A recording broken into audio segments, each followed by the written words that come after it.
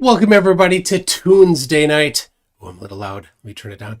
I'm your host, MC Toon. Tonight is supposed to be a debate. Last week, FE Driver was in the chat demanding that I debate him. He said, in fact, quote, next Tuesday. Well, right now, today is the day that is next Tuesday from that point in the past. I have sent an email to FE Driver. I have sent letting him know, and I have sent the Zoom link to FE Driver. Now, he has not yet joined. I do see KCD Industry in here. Maybe he wants to back up FE Driver. Let me know if you do, Caleb. One of your Flurfkin. Your ilk have gone running, but I'll jump up on Instagram so you can send me a message if you do want to pop in his stead. KCD, I see. All right. Anyway, so I do have his phone number is posted on his. I mean, it's right on his thing there, so it's not hard to find. So I will if in a short time here, give him a little ringy ding, and we'll see if he has anything to say. So, all right, but I have a couple things to read here, and all right. Other than that, I have two more things. I have a somebody was saying on the Flat Earth Discord, the 24/7 Flat Earth Discord server, asking about and questioning whether or not the escrow, the $10,000 of escrow, are legit. And rather than contacting me, they were just over there flapping their face. Rather than contacting the escrow holder, they were over there flapping their face. So I might pop into that server to set any record straight. Of course, none of them, I checked, but just before this, I checked my email. None of these people who are, confident enough that they think that they might want to, question whether or not the money's in escrow.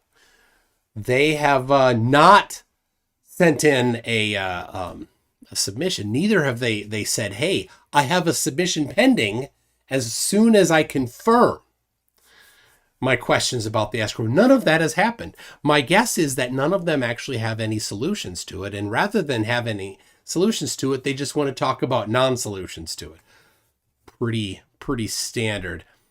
I did see, yes, the Debate Flat Earth and More Discord server, which was run by Gem Panda, was nuked for misinformation. So a lot of people got a notification of that. So now that is not a Flat Earth Discord server. It's primarily a globe run Discord server. Gem Panda is not a flat earther. So anyway, I got a couple super chats I'll read. Let me see. Nothing from Caleb yet. Nothing from FE Driver yet. I'll read a couple super chats, then I'm going to give a call over to what's his name there, FE Driver. So, all right, we've got a super chat from Mr. E-Man for 10 Australian right off the bat. He says, it's that time of the week again, more badly presented and distasteful word salad, complete gibberish, and a complete lack of evidence or measurements.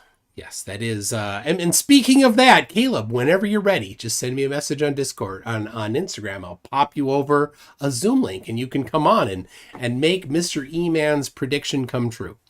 Stringer News 1 says, thank Titicaca, it's Toon's Day, and my milk expires. You're supposed to drink it faster than that. Mr. E-Man then gifted 5 memberships. Thank you for that. And whoever is the recipient, make sure that you thank him for that. Just for Kicks is a member for 29 months. Thank you very much for that. Says, happy Toon's Day, everyone. Thank you for that. One more from There's One Gender, It's Mine, and You Can't Have It. For $2 says, a sacrifice for the Temple of Toon. Love ya. Is that Lael? I don't know. He changes his name pretty often. Okay. So I am, so tell you what, I'll show you right here. I've got, I've got the right here. Here is FE Driver's YouTube channel. This is the guy that was in there last week, flapping his face, claiming that I was scared to debate him. Now you see there this trueearthelectric.com. Well, there it is right there. There is the, I mean, you click that trueearthelectric.com and you get that. That's what you get. Oh, I got an Instagram message. Let's see. Oh, there it is. Oh, Caleb, I've commented multiple times. I joined tonight, but I'm working a 12-hour shift from 7 to 7. Be open to set up a debate on Jeranism debate show, depending on the parameters. Hey, absolutely. Hold on, let me say that. Thank you very much, Caleb. I would appreciate that. I think Jaron is one of the best moderators around. Whatever side he sits on, doesn't matter. A good moderator is a good moderator. So I think that's a good idea. I don't want, though, I have, and I know Jaron's the same, don't want Jaron's debate show to be me on there every week. So need to make sure that there's enough gaps between times. But yeah, I'm up for that. I will send Jaron a message. You send Jaron a message. I'm open most Tuesdays. So then it would be up to your schedule. So thank you, Caleb.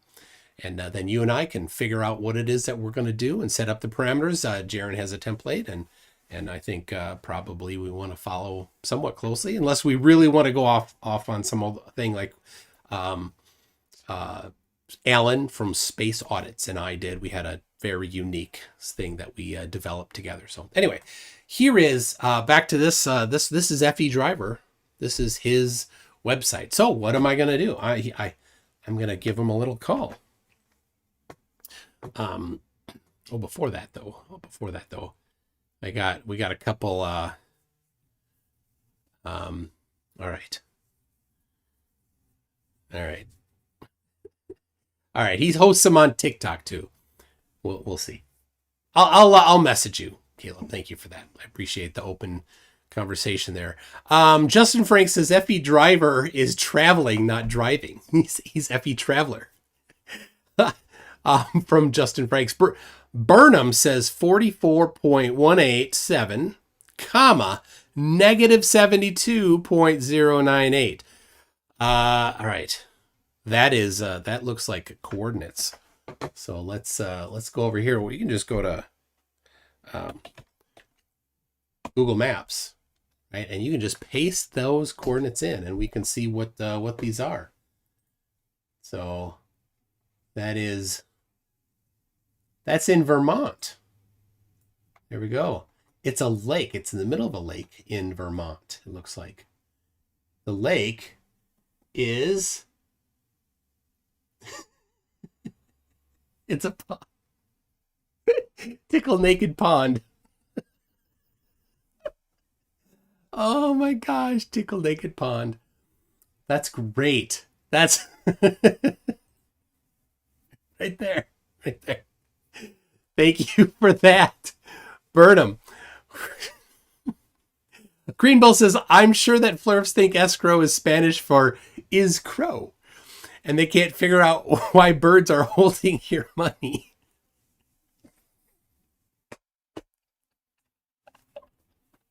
Oh my gosh. Eddie Reese says, Jaron should contract you for 2 shows a month. Geez, see, I probably 1 a month is the limit. If I'm on there too much, then it's too much, right? If I had the same person on here every other week, that'd be too much. If I went to the same place every other week, that'd be too much. You got to mix it up. So, Dr. Mantis Toboggan says, after Grayson exposed Flatzoid's density causes density BS, I've decided to start a Flatzoid newspaper. It's now in circulation. I'll see myself out.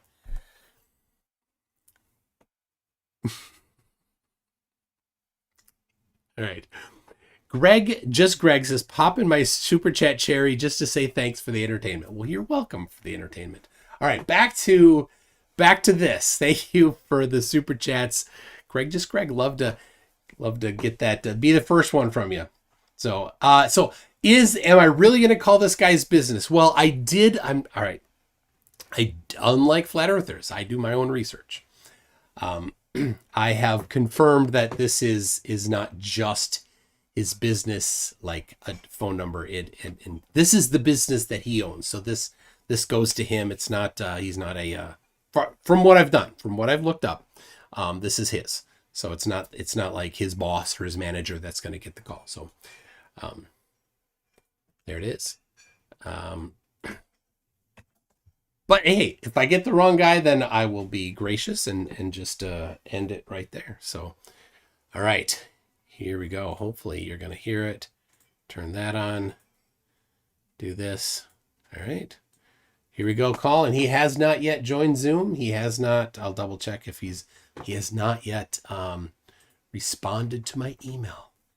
What's wrong with that? All right, here we go.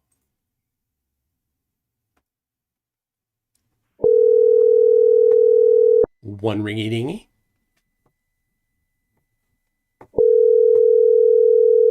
I'm not going to do two ringy dingies. I didn't say that just now.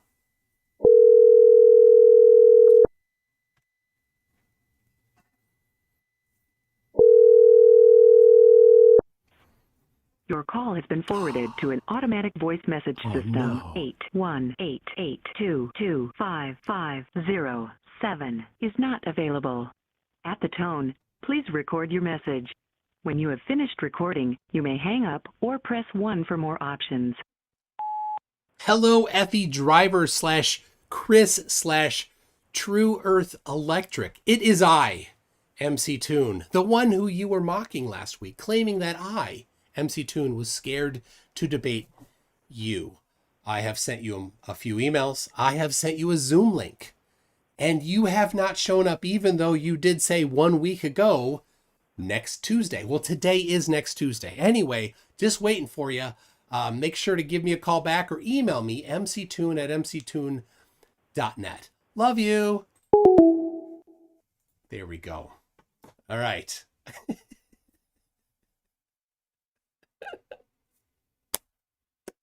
There it is. All right. Don't call him. We don't want to harass him. Go to his he has one video, or you could send him an email. His email is on the about page. You have to sign in. No, I'm not going to do that. You have to sign in, and this is my non-signed in account. But you can see the email address. You can email him, say, hey, buddy, you said you were going to debate MC Toon, and you didn't. All right. Just ask him. Why not? We're curious. Dave Kircher said, thank Titicaca, it's Toon's Day, and thanks to Superman for keeping us attached to this spinning ball. Yes, it's Superman's kryptonite that keeps us down. All right, well, I've got to my next. What's next on the agenda? I have two other things. I've got, first of all, got to get me some tab.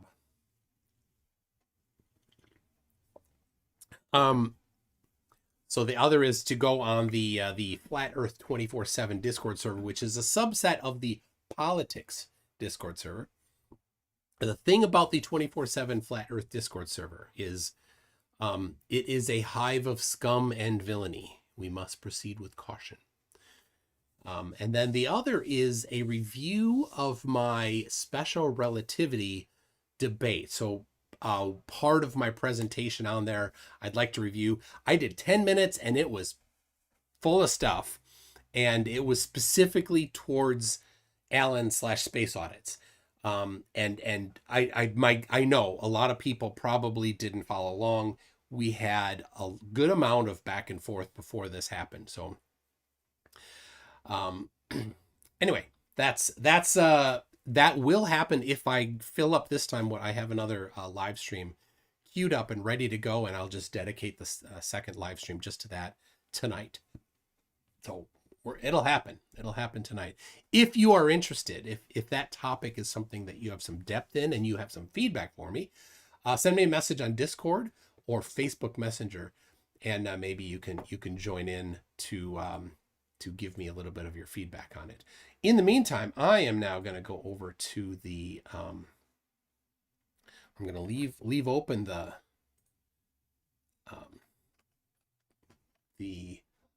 Zoom call that FE Driver has neglected to join, and I'm going to pop into the 24/7 server here. See if I can get in it. You're trying to that though. You're, It's not trying to. going to be One second. I can't. Hold I on, can't dude. hear Hold when on. both of you are fighting. Yeah, because you're interrupting. That's why. So it's simple. The demonstration was to show gradient pressure can be achieved in a contained system, because that was the argument at the time. Can you have a gradient pressure in a contained system as a demonstration? Good Times for All did it. He did a demonstration that you can have a gradient pressure inside a contained system. So it is possible. It is, yeah. Conditions that you're trying to replicate over the system of this Earth, because we have an Earth so big that we don't understand like the size. Nobody does. Nobody can give me an exact volume of this Earth to then say that the dynamic pressure and temperature is going to be the same or ideal to give even the graph that you posted to be the same. So you can't replicate what the Earth is doing in a lab, but you can show that there is a gradient pressure to be in a contained system. That's for sure. You can demonstrate that. Well, that but as far as the Earth goes, you're not going to. Yeah, I was going to say that graph that he posted, Battlemon, it's not there. It's a quantification, yeah. Yep. Let me get up there. Nobody went up to the atmosphere that high up and did it, but for us to replicate it, we need a temperature gradient as dynamic as the one in the atmosphere. So we'd have to replicate the temperature gradient. If we could do that, if we could replicate, I would really like to respond. This is the third. If we could replicate the temperature differential, then yes, we could show the 99-to-1. The issue is not the lack of a pressure gradient. Clearly, there is a pressure gradient. Even I know it's the ratio. Okay. Thank you very much, gentlemen. It's a ratio. That's what we were saying. That's why I agree with that. That's a ratio. Yep. Yeah. So to match that ratio, we'd have to perfectly match the temperature gradient, because pressure gradient is absolutely due to temperature. Cooler gas has a different fucking pressure than warmer gas. Mm-hmm. Warmer gas is more excited. It has more movement. It has higher pressure. Does anybody between these two kind gentlemen want to try answering my question so I can try to answer it? But hold on a second, because I think you're not getting the bigger picture. I need to do push to talk.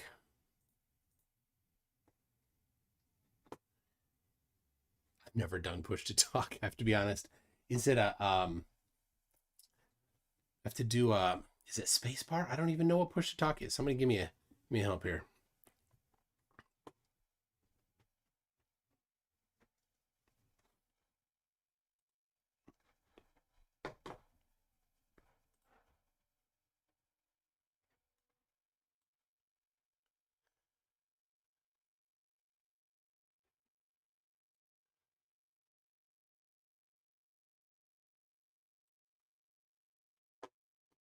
All right. But we're gauging more or less. So you can't on their server because of the fact that even on the whole Earth, you're going to have variances in temperature and also pressures.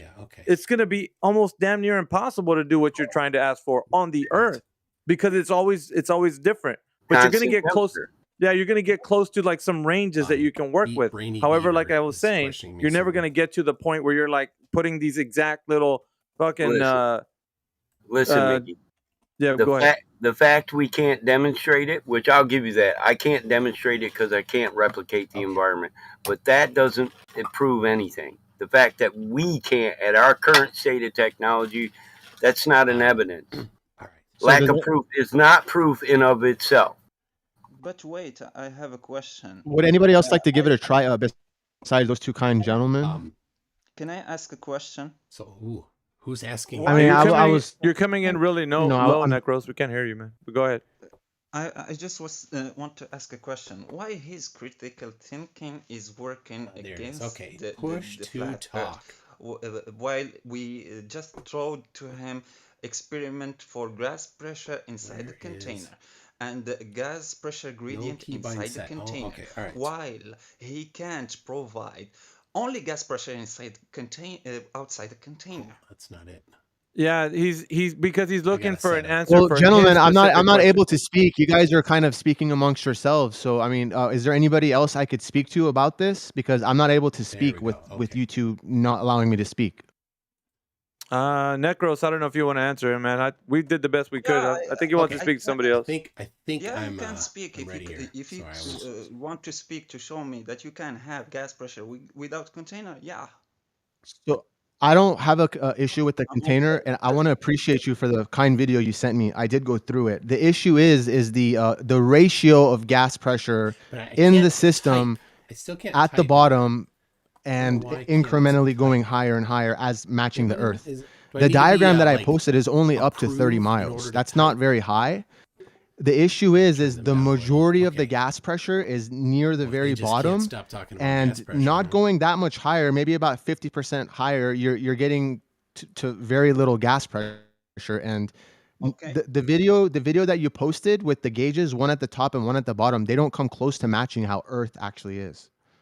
So no, I'm not. Okay. I'm not here to talk about The this video I topic. showed I don't want you, to jump in it's on not that. to match They the want. They were it's just questioning the to escrow, so that's what provide I to want to do. Eric Burns. prove that we can But have Janish gas Taka pressure says, gradient question to Flurfs, inside the why is the container. It's triangulation the along the simplest 39th one, and latitude a you few hear miles him. shorter on an I AE don't map, know if you while the triangulation along use the the 39th audio of the video. meridian has It's the the first expected experiment length he did, and in he image have another in one. data entry. I Yeah, don't. so that was I Janish didn't did some verify really for the nice latest work video on he the showed in his channel. transcontinental But triangulation.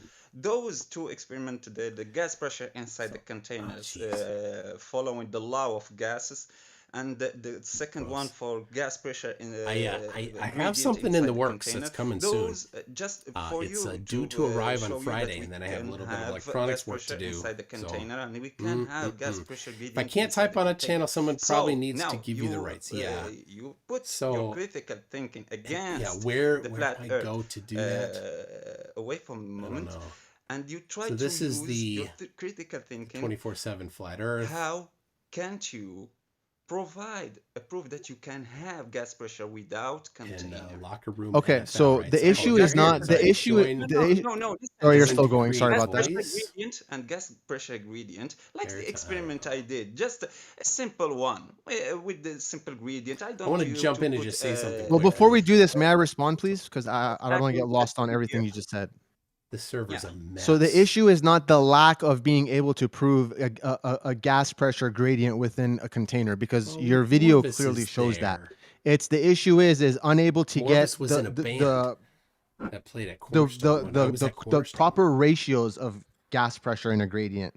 Alpha Veritas did mention that, during the seasons, the conditions change, but the Oh my condition on Earth is at the near bottom. In the graph that I How many posted, people are sitting? below 10 miles is 90% of the gas pressure of the entire atmosphere.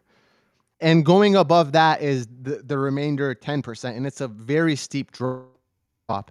I'm not aware of any experiment. This is my final sentence. I'm not aware of any experiments that can come close too many big to fish in matching that small pond. this gas pressure gradient. None of those fish are big. There is no gas pressure gradient. There is matching the gas pressure gradient of Earth.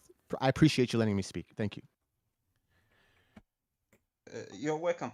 But like I said, the video, the title of the video, can we have gas pressure inside the sealed container? We don't. We were not trying to simulate the gradient of gas pressure in the like we have in the atmosphere. We are showing and experimenting and showing Indeed, to people that it's I repeatable. am asking for It's text an chat, experiment but that really, is repeatable. We can have gas Effie pressure Jedi is such a nice gradient guy. He inside says, the "Who cares?" sealed container. He's That's quite a all. horrible person. Thank you very much. I'm going to review what all three of you have said. Thank you very much. You're welcome, And man. like I said, try to ask yourself, like you tried to ask us for that simulation of the gas pressure like we have in the Earth. We didn't ask the Globers to He says he provide needs to be that. around like everyone else. You didn't I am ask around.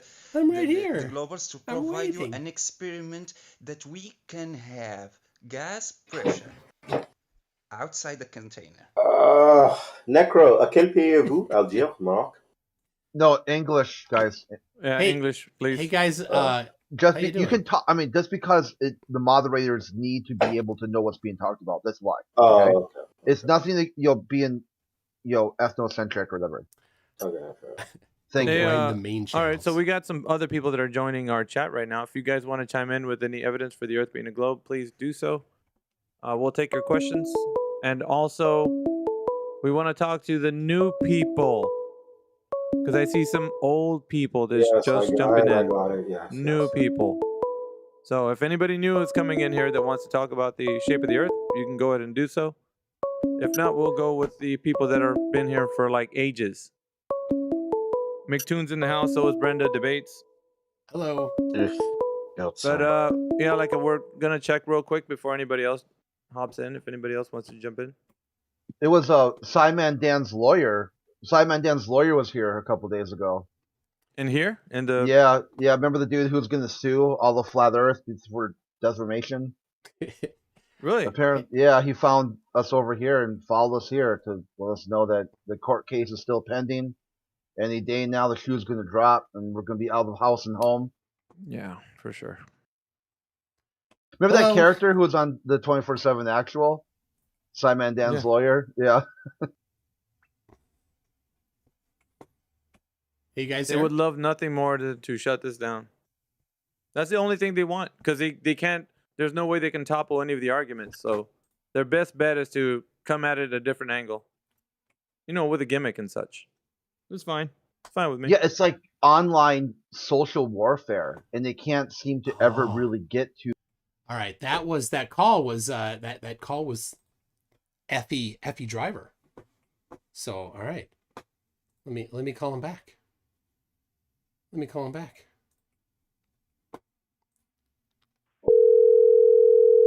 There it is, because the Discord server they didn't want to let me talk.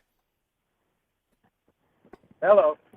Hello, is this Effie Driver? You got it. This is MC Toon. Right on. Thanks for calling back. You called me a coward last week because I didn't debate you, and then I sent you a Zoom link and you didn't join. No, I didn't say because you wouldn't debate me. It's because you didn't show up. And then you showed me that your text from Austin, you know, that, oh, you said where, whatever. I thought you were watching our channel, so you would have known where we were and you would have showed up. But I didn't realize you didn't watch what we were doing. You knew I drove around with Austin for a while? Yep. For, do you know how long? A couple months. No, almost a year. Okay. Okay. And I don't know, I thought maybe because you were watching our channel, you know, the Masquerade Tour on Which It Gets It channel, that you would have shown up, because I thought you knew where we were going to be, because everybody that was watching the channel knew. I wasn't watching the channel. Oh, okay. All right. So to clear that up, but, you know, if you want to debate, I would love it. You know, maybe Austin and I can come on your channel and we'll talk about the Masquerade Tour and we'll do a little debate. You need Austin. Okay, I guess if you need I Austin. wouldn't mind Austin. It was, you know, I'm the driver. Austin was, you were supposed to meet him there. I didn't know you. I was not supposed to meet him there. Nothing was set up for a meeting time. Okay, well, I apologize, because my understanding was you knew we were going to be at a certain place and you didn't show up. I had no idea where you were going to be. Tower, so my apologies. All right. So I don't know if you're live with me to be honest, Chris, if you're on and Austin's on, you won't talk. It's just going to be me and Austin. You know that, right? No, because you know, I have a couple questions for you. You know, in celestial navigation, do you base everything on a flat plane? No. No? No. We base everything on measuring angles from the globe to a celestial object. But it's all based on a flat plane, isn't it? No, it's not. Not at all. No? No. And can you know, shoot, I'll travel to the United States with you. Let's go tell everybody, you know, this is how you do celestial navigation. Well, I mean, I have a $10,000 challenge that no flat earther's been able to do in a year and a half. It's one of those impossible ones, right? No, it's just here's 3 star angle measurements. I can do it using the globe. Go ahead, do it using only Okay, flat Earth. I'd like to do it. I'd like to drive around and do it with you and document it. You don't have to drive around just to do it. Just do it. I'll okay, well then let's do it. I'll come to you and we'll do it together. All right, I'm in Minnesota. Right, so set it up. You know, I can't afford to come out there. It's expensive to drive around. Well, why do you need to drive to me? I can just email you the angle measurements. Fly me out here then. Why would I do that to you? I can just send you an email for free. Because I would like to do it in person. I'm like a hands-on kind of guy, you know? What are you going to do in person? You're going to not do celestial navigation using flat Earth. Well, That's I want what to you're get going to a do. sextant. I want to get on the, you know, maybe even get on a lake and, you know, do it. Isn't it based on an almanac? It doesn't have to based on where the stars are going to be at a certain time. Yeah. You use the nautical almanac because the nautical almanac they have measured the positions of all the stars in the celestial sphere and documented where they are. No, based on a sphere. And they've documented, measured them, and then documented where they are, and then published it in the nautical almanac. Every year they publish a new one. And then does it state on there? This is based on 8 inches per mile square. No, it's not part of it at all. It isn't, right? Correct. They don't use that in celestial navigation. Nope, not at all. Okay, why don't they use that? Because that's the wrong formula. They do use 60 nautical miles per degree. There's no parallax in it either. Okay.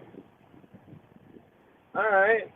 I mean, the whole entire solar system's on a flat plane, correct? No. The whole solar system's not based on a flat plane? No, it's not. In the heliocentric model with the sun in the center and everything else is on a flat plane from there on out? No, they deviate from a flat plane by multiple degrees. Like what? Like for example, the moon, the Earth orbits the sun, and the moon's orbit around the Earth is 5 degrees inclined to the plane of the orbit of the Earth around the sun. It's only like off like 5 degrees. Yeah, 5 degrees is not a plane. Level. Yeah, 5 degrees is not a plane. This information is publicly available. This isn't anything you couldn't have gotten yourself. Right? I know. I work for a living. I do. So do I. You know, I'm getting off of a job. Yeah. What do you do for a living? I write anti-spam email software. Wow. I don't even. What does that mean? What do you do? That means that like, the software I write blocks spam and malicious emails so that people don't get them. Right. Okay. Cool. Well, I hook up EV chargers and sub panels, and I do electrical. Yeah. So, right on. I do all my own electrical in my house. I installed my own sub panel myself. Nice. So there you go. Yeah. Handyman as well. I did study electrical engineering, which isn't quite the right field for doing electrical work, but it gives the foundational stuff. Right. And I've generally not shocked myself, but I have welded some pliers. Right on. So, would you be interested in getting on with me in Austin?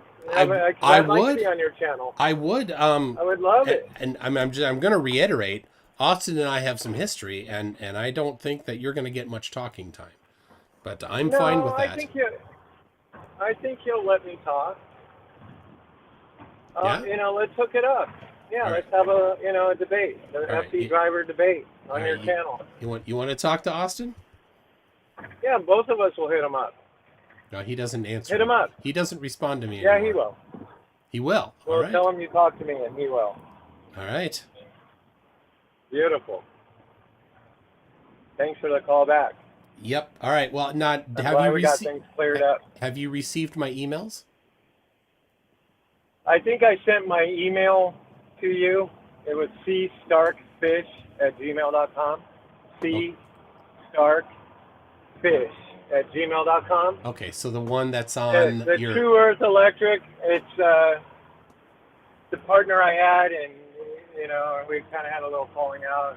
I can't get I don't have access to that email. Was he So not I apologize. Is he not a flatty?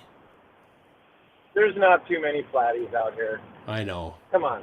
They're all indoctrinated. You can't. It's a hard knock life. It's a hard knock life for you. It is, only because people just can't accept it, and it's really weird. I don't know why. For a good reason. Yeah. Well, you're smart. I know you're pretty smart, but I don't know how it's so ingrained in you that you think everything's based on a curve. I mean, because I've done celestial navigation. Not. Well, how can we see too far then? We don't. We refraction? We don't. What about radio, transmission?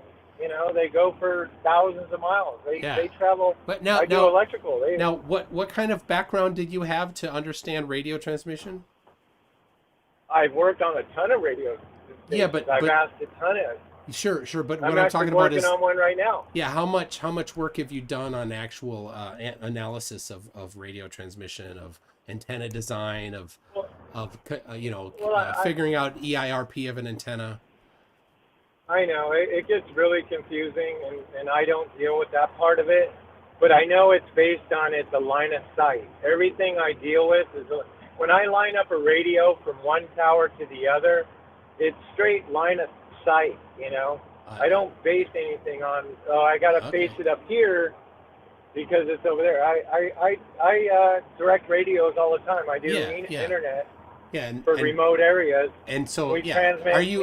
You're not aware then that RF can bounce. Bounce off of what? Any number of things. It can bounce off water. It can bounce off ionosphere. Okay. It can bounce off the troposphere. Okay.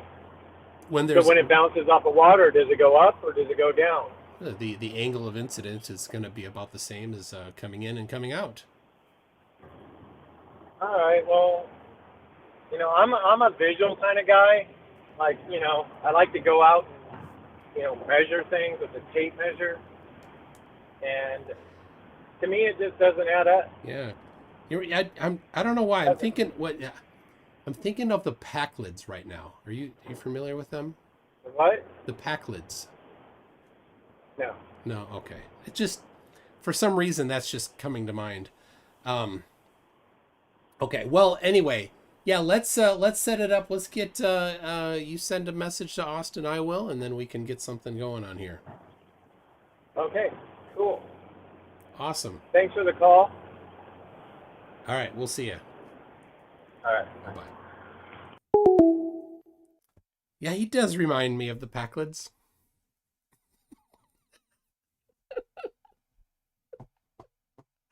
The only formula they ever know, 8 inches per mile squared. Do they use 8 inches per mile squared in celestial navigation? No, it's the wrong formula, dummy. You could get this information for free. You could just go study. Oh, I work for a living. So do I. And yet somehow I figured it out. All right.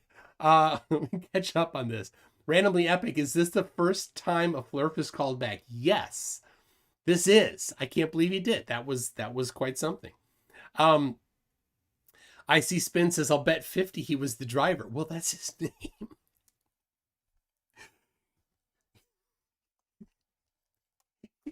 They were in the motorhome. I don't know if it was his motorhome or somebody else's, but he's like, the motorhome broke down, and I could just see Chris going in there like, you are smart. You make our motorhome go. We need our motorhome go.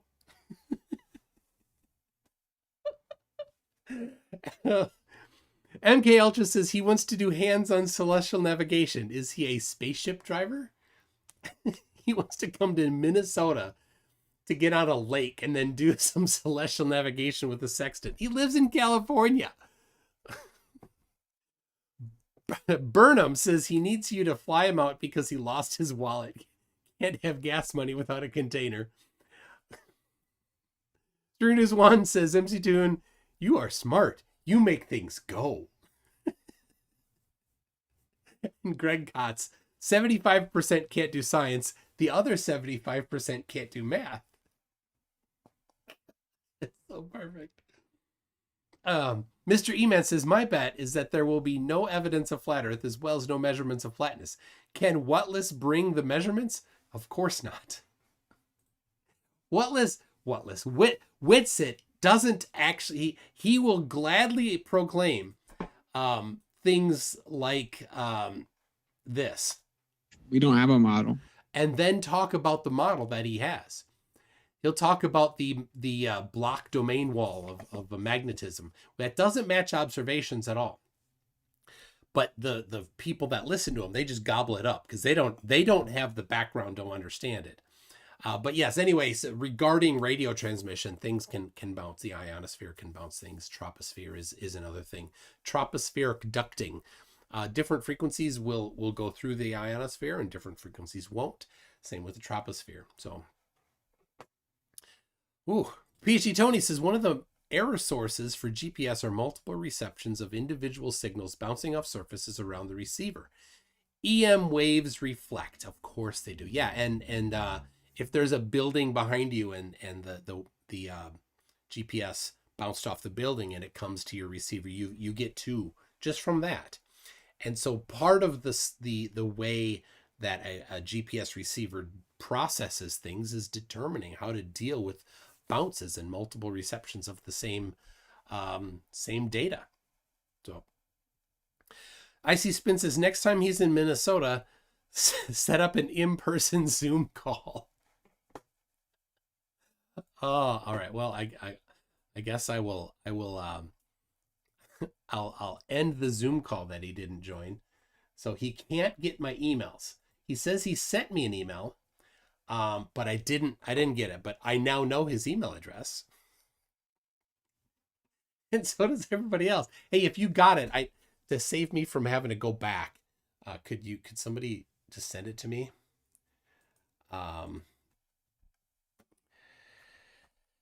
All right, back to the 24/7 server.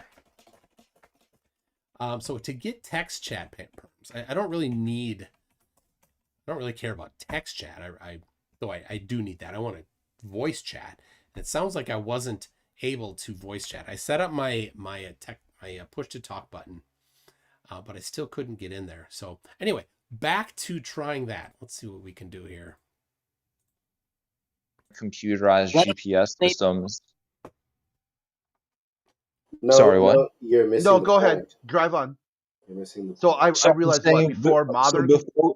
Before we had computerized GPS systems, you realize that people navigated using stars, right? Ooh, they did, and it worked. Yeah, and that was plus or minus like a very wide range. They didn't have to use local landmarks once they got closer, lighthouses. Hold on, guys, hold on. Don't let that opportunity pass you by. He said, yeah, we used to use stars to navigate. What was the tool that we used? Was it called a sextant? Isn't that an interesting thing? Right, but that's okay. So hold on. So elevation angles, and if you get 3 elevation angles, you can triangulate your position. Yeah, go ahead, Orion. Pick this up. The sextant isn't really one of the arguments I really go to, but a lot of other people do. So I know that or Jedi here too. Jedi's got some real good stuff for that. Yeah, it's very simple. I mean, you can't have a curved adjacent. Oh my gosh. You know, same on old a triangle. nonsense. You can't have a triangle with a curved side. But there's no triangles involved. And we involved. use line of sight to the horizon. There's no when we use triangles these involved. sextants. And so since that's a straight line of sight to the horizon, and that line is part of a triangle, you can't have a straight line over a curved surface.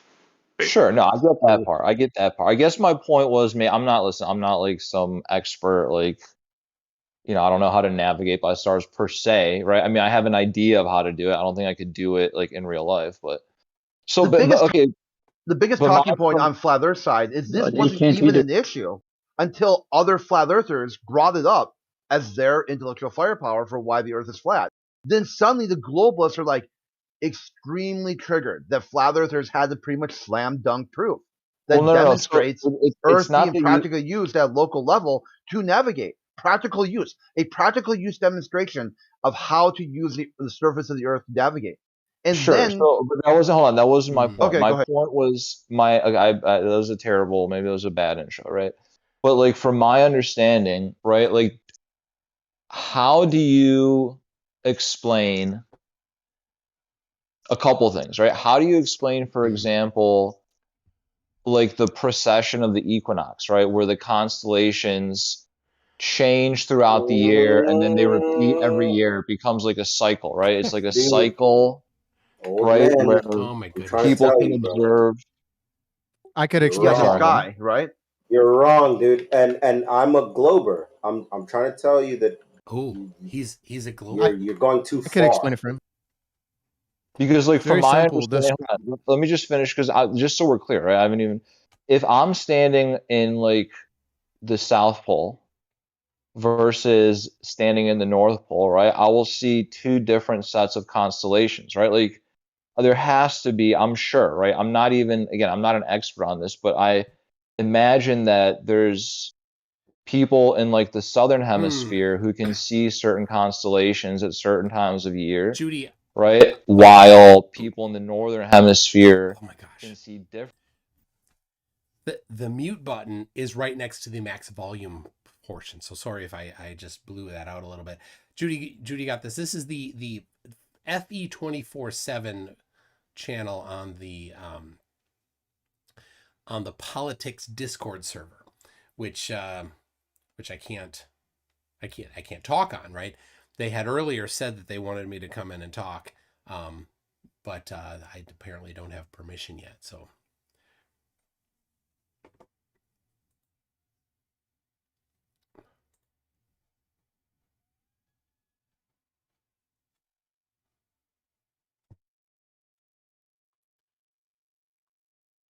see, look at that. All right, that's telling right there.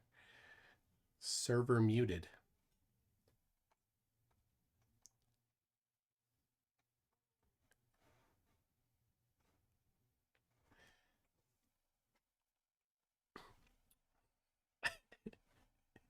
But they don't have an alternative.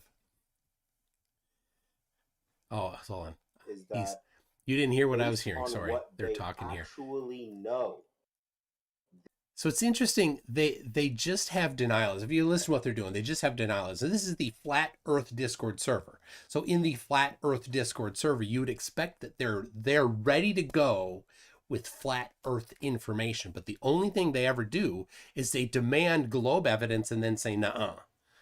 So, all right. If you don't have the role, it will server mute you. Oh, okay. So yeah, how do I get the role? No idea. Mm-hmm.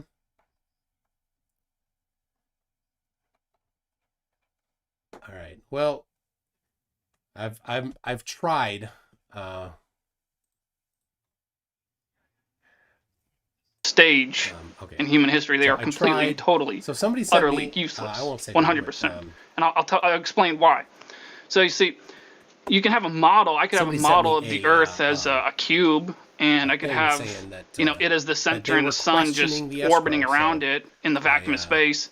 That'd be a model. And I could just hold it up to someone and be like, "Oh, look, I have a model.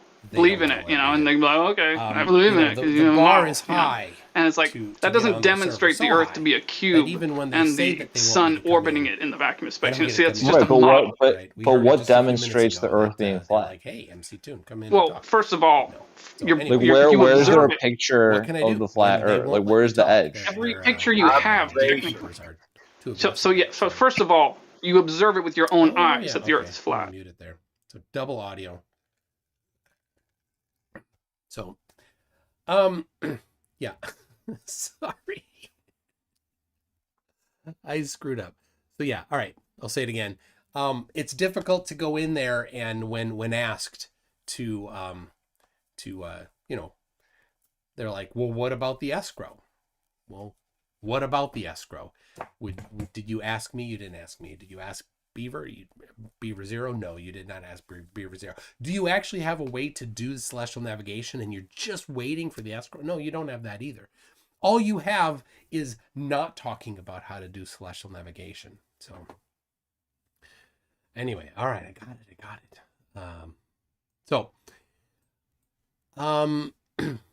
Rainy Beaver. Yeah, let's see here.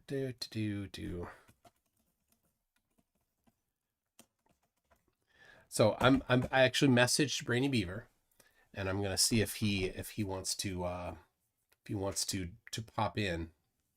I did. Yeah, I forgot to. Okay.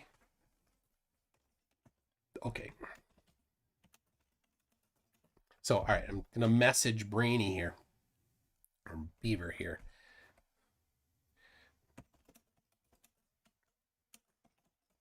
Want verification?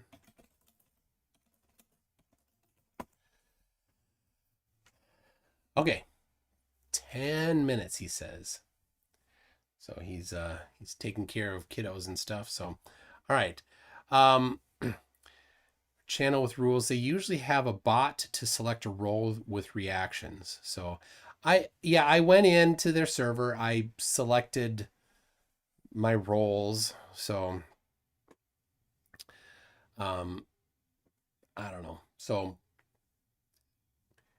what are they gonna do? They don't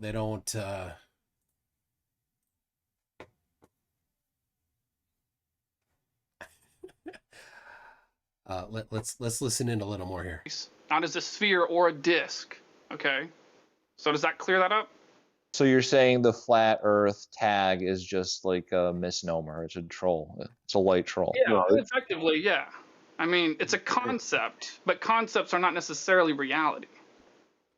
So that's another thing I wanted to point out to you about this term model. So what I meant by the word model and the term, the concept of a model is useless to you right here, right now. What I meant by that is, reality is one thing, models are another thing. You should just be focused on, what you can prove in reality yourself. You start and with not just focus on what model some idiot or another idiot puts in front of you. Because you can just blindly believe models, but knowing yourself firsthand science requires what reality is a separate thing. So what I'm saying is you can measure the Earth yourself and make observations over bodies of water yourself with long-range optics to test the surface yourself. Yeah, it's been done. You don't have to believe someone's model.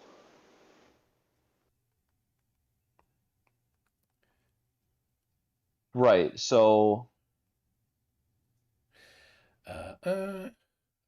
obviously you have to believe certain models, right? Like you implicitly believe in John von Neumann's design for a circuit like an ALU circuit or like a CPU, right? All right. I'm out of there. That's fruitless for now. Maybe some other time I can do that. So I'll pop out. Okay. So I've got another hour to go before I hit the 2-hour mark, which is what I kind of like to do for the thing for a video. So I have the special relativity, specifically the first topic that I was talking about. So well, we could do an invasion after this, Martin. We'll see how this goes. So if you are, I spoke earlier, if you're interested in special relativity, you have some background in it, maybe you have some feedback for me, maybe I screwed stuff up, I don't know. What I'm going to do is I'm going to go through my 10-minute presentation. It'll take more than 10 minutes to review it. But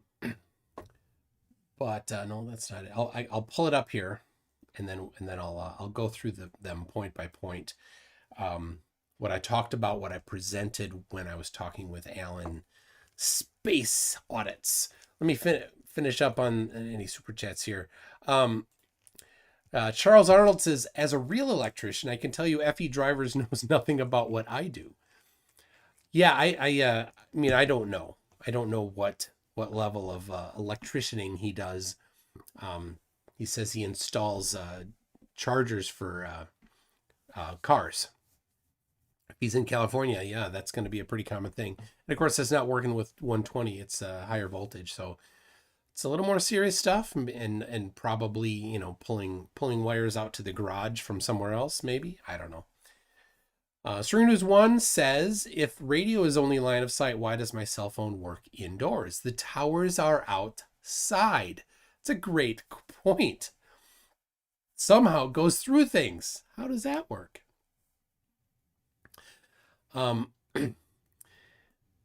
Chris says, I hear way further than 8 inches per mile squared. Indie Tiger Sci-Fi Review says you can't keep a good flat earther down because there is no gravity. And Fa of the QTube family says, don't worry, Indie Tiger Sci-Fi Review, their density will keep them down. And their density is high. So, okay, I have here, you know what, I should probably, let's see, page 1 and 2.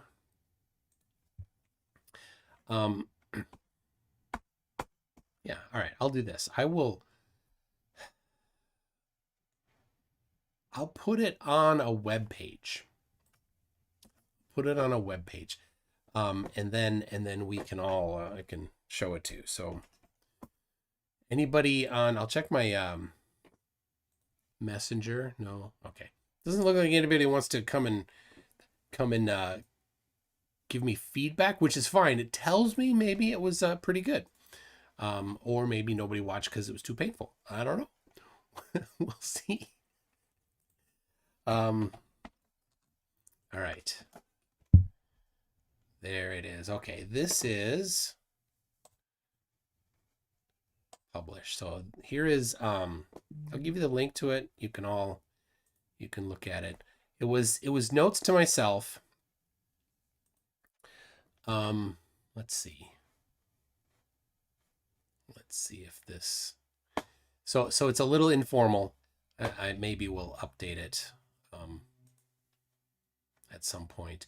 Come on, I gotta make sure it's published correctly. It wasn't. Hooking up car chargers is like plugging in an oven. They're just single phase 208 volt, no challenge. On the pic on his site is of European wiring, not American. That's funny. Okay, here is, all right, got it. But now if say there's no wiring to the garage, right? So you need to get your car charger in the garage and the sub panel somewhere else. You need to pull out the wire through. You need to get all that done correctly. There's some stuff to be done and you got to do it right. You don't want to screw that up. I don't know. I'll give them the benefit of the doubt there. So, all right, there, get that out of there, get this. Oh,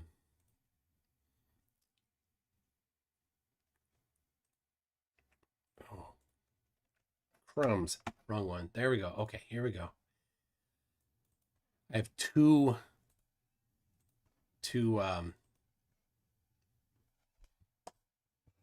things that have the same title.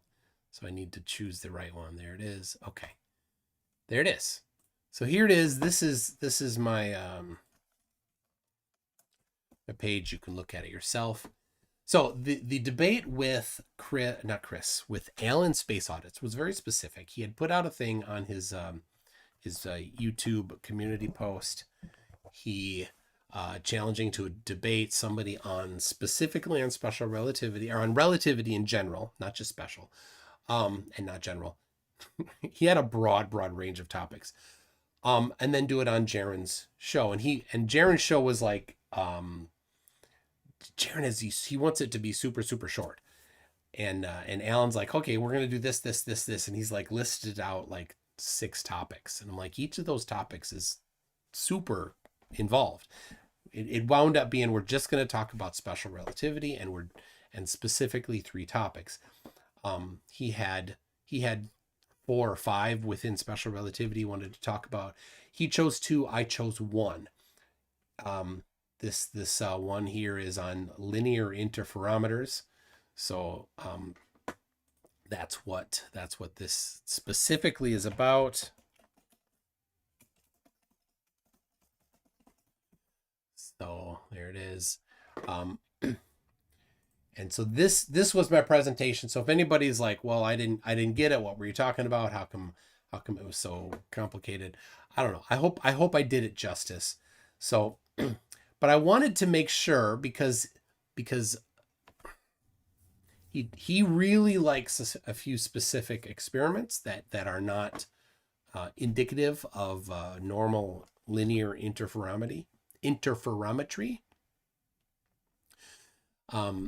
So I needed to address them, but they are absolutely first law of Flerf things, and he doesn't want to talk about that, of course. So anyway, and I wanted to head off a few things, and that's why I started by saying from the 1600s to the late 1800s, a large number of experiments informed people about the Earth and its position in the universe. This goes right to two of the things that Einstein spoke about in his book. It's over there. I don't have it handy. Two of the things in the book, and I list four. So number 4 is Romer's measurements of the difference in the eclipse timing of Jupiter's moon Io varying annually. And this was in the 1600s. Now they had measured, this is amazing. They had measured the timing of the eclipsing of Io by the shadow of Jupiter to such precision that he noticed that it was a few minutes late. Did we ever get Sam's presentation regarding relativity? No, and he promised before the end of the year. So I hopefully will get him on here soon to do that. He's in Africa, so his time zone is a little inconvenient for him. So but now things are clearing up a little more for me. So I'll be hitting him up more. So Romer, and I'm saying his name wrong. He was not. It's got that O slash in the name there. So Io goes into the shadow of Jupiter, and comes out of Jupiter's shadow, and the timing of that was so precisely known that 6 months. So when we were nearer Jupiter, right in our orbit, we were on the near side of our orbit with Jupiter. We knew the measurements. 6 months later, because we can't see Jupiter when it's directly on the other side of the moon, and Jupiter does change its position slightly while we're doing it, right? It orbits the sun too. The amount of time that it took for Io to go into or come out of, I think it was go into in this instance, Jupiter's shadow was somewhere around 8 to 10 minutes late. I think it's closer to actually 16 minutes is what it is late, but I maybe 12. I don't remember the exact number. Don't quote me on the exact number, but he noticed that it was late, and he's like, why is that? The reason why is because they had so precisely measured the time that it was going to do that. They nailed it. But light took longer to travel from where we used to be when we were closer to Jupiter to the other side of our orbit by that many minutes. Speed of light in that time frame right now it takes 16 minutes to go the entire diameter of our orbit, but like I said, it wasn't exactly the other side, so it was slightly inside of that, and we weren't, and Jupiter isn't directly on the other side. So based on the kind of the part of the ellipse we were in and Jupiter's specific position, we he measured that to be, that gap, whatever that was. In the process, he determined inadvertently the speed of light, because we knew very precisely already the orbit, the size of our orbit. Or no, wait, maybe not. Maybe we didn't quite know. Anyway, you can use that to get the speed of light today. Anyway, that's one. Number 2, James Bradley measuring the aberration which varied based on the position of the star in the celestial sphere. All right, so James Bradley then in 1727 published his paper. He was looking for parallax. He did not find parallax. He found aberration.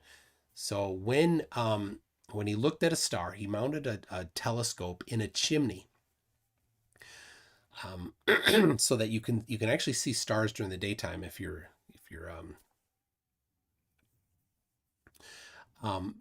Oh my gosh, Stringer is one. I heard Witsit needs glasses, but he's still undecided on whether to get inertial or non-inertial frames. Oh my gosh. That's great. Okay. So James Bradley put a telescope so that he could look at a specific star, and what he noticed throughout the course of a year was that it didn't have a parallax. It had an oval position. It moved in an oval, and then by looking at other things, he figured out, the width of this oval is consistent no matter where the star is, but the height of it varies based on where it is in the celestial sphere. If it's due north in our celestial sphere, then it's a circle, right? And if it's near the equator of our celestial sphere, it's a line. So that's because, and I screwed this up about a year ago in a video. I screwed this up, and since then I've got up to speed on it. It's like when you're walking in rain with an umbrella and you need to tip the umbrella forward a little bit. And if you're running, you need to tip it forward more. So when the Earth is going around in its orbit, the light coming into the Earth is shifted a little bit, kind of like the raindrops coming down. And it depends on where the light's coming from. So when we're looking sideways, then we get a different look than if we're looking up. So that's the difference. So that was one of the things that Einstein mentioned. Another one here, Vogel and Schneier, change in the color of light from fixed stars varying annually. So that was the second thing that Einstein mentioned in his book for how we know that the Earth is moving, that there's a change in the color of light. So in part of the year, the light to stars is red shifted, and part of the year the light to stars is blue shifted relative to a central point. So that's based on when we're moving towards it's shifted one way, we're moving away, it's shifted another direction. And then Frederick Bessel measuring the stellar parallax. So after James Bradley discovered aberration, then Friedrich Bessel measured stellar parallax. And all four of these things have been done and replicated multiple times and were well understood in the late 1800s. So the question about, this is going to Michelson-Morley, the question about whether or not the Earth was moving was not a question. Nobody was questioning that. When Michelson and Morley did their experiment, they were not testing whether or not the Earth was moving. They were testing whether or not the movement of the Earth that they already knew about affected the speed of light, because the hypothesis of the luminiferous ether was that the motion of the Earth through the space would change the speed of light. Now in 1887, they didn't understand well the movement of the solar system around the galaxy yet. So the only thing that they were looking at, they had done some calculations on what they expected to see for the shift based on Earth's orbit around the sun. They didn't find it. So when the ether hypothesis was being tested, the test used the known movement of the Earth through the hypothesized ether and tried to identify differences in the behavior of light based on its movement. All right, then we go to Airy's failure. Airy's failure. Now, flat earthers get confused about this a lot because Airy, in the title of it, talked about aberration of light. And so then they go back to James Bradley, and they don't know the difference between what Bradley was doing and what Airy was doing. So Bradley measured the aberration of light for different stars based on their position and the time of year. George Biddle Airy had a hypothesis he was testing for Klinkerfues. And Klinkerfues' hypothesis was that if you fill the telescope with water, that it will make a difference because of Earth's motion through the solar system and because of the hypothesized ether. I like to say aether, but I know it's ether. I've looked that up. So Klinkerfues didn't call it luminiferous ether. He called it the undulating theory of light, undulating like its waves. So they thought light was just waves in the medium, and that it didn't have. They didn't think it was corpuscular. They didn't think that there were particles. So Klinkerfues inferred that the angle of refraction would be influenced by the motion of the Earth, and he attempted to detect the inferred effect. The conclusion, this is a quote from Airy, I think myself justified in concluding that the hypothesis of Professor Klinkerfues is untenable. There it is. And then later, Michelson and Morley, two different people, they tested for the ether by using Earth's orbit around the sun. The conclusion was that they didn't find the predicted effect based on the orbit of the Earth through the hypothesized ether. Okay.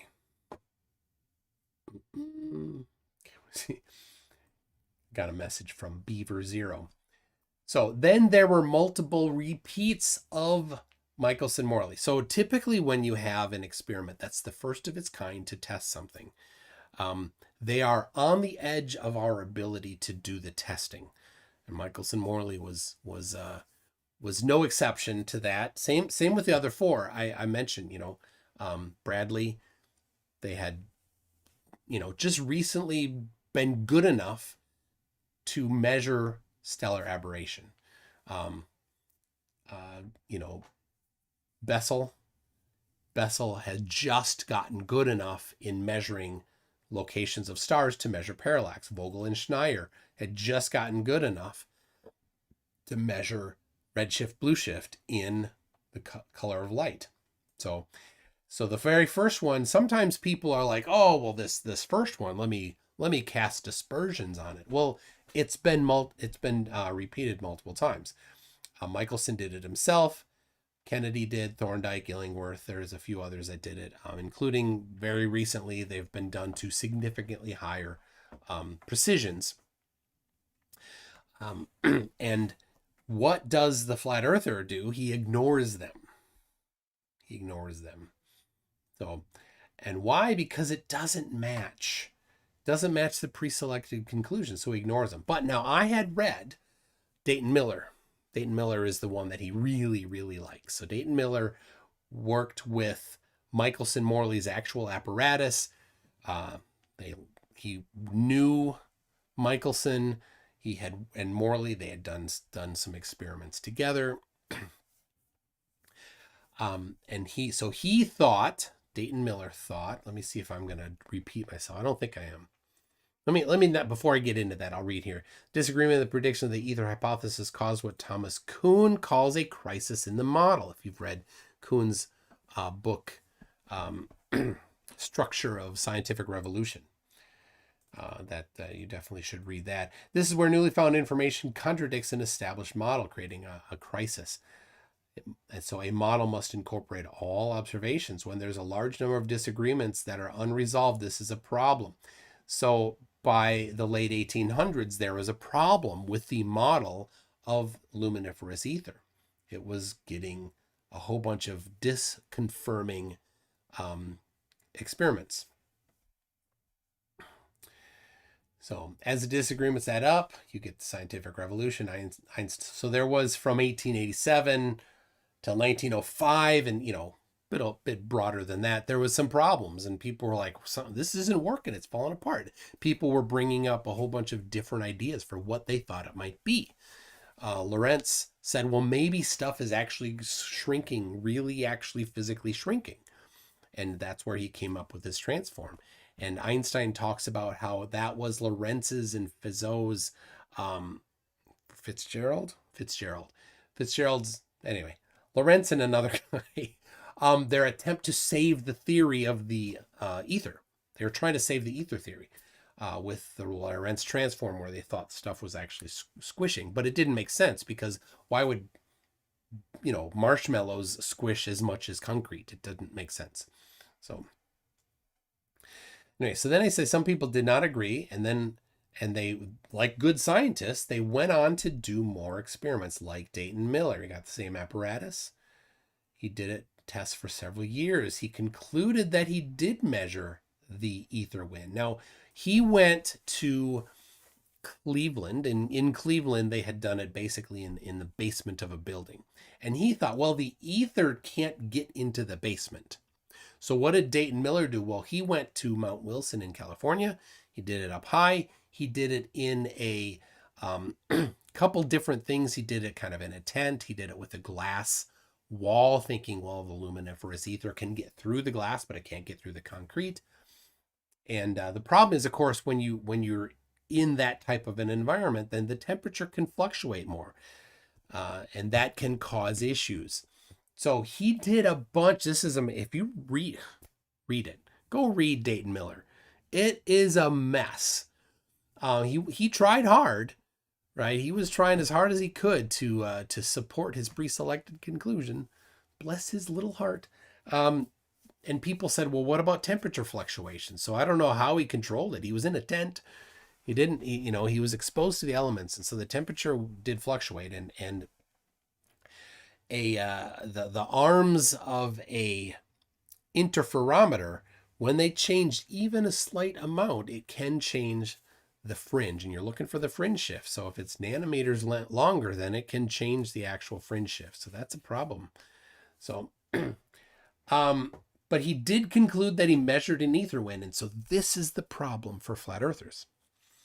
Because if you're going to say that you like Dayton Miller's experiment, then what did he conclude? Well, he did a bunch of math and geometry, application of geometry on the velocity of the shifts that he thought he measured, and the direction. And in his paper, he says he first thought it was going towards a point in the northern celestial sphere. But then later he's like, oh, well, no, it's actually going towards a point in the southern celestial sphere. Coincidentally, this was about the time when astronomers were figuring out that the Earth was moving, the whole solar system was moving towards a point in the south celestial hemisphere. Coincidentally. So all of his application of geometry concluded that it's matching. So it didn't really work out super impressively to me. I wasn't impressed by that. But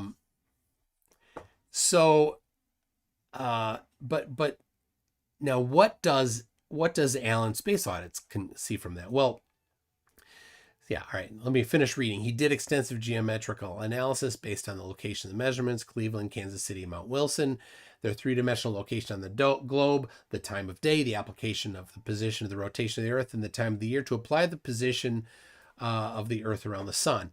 And the show diagram is my note to myself. This gives, for the first time, a quantitative determination of the absolute motion of the solar system and positive detection of the effective orbital motion by the Earth by means of the ether drift interferometer.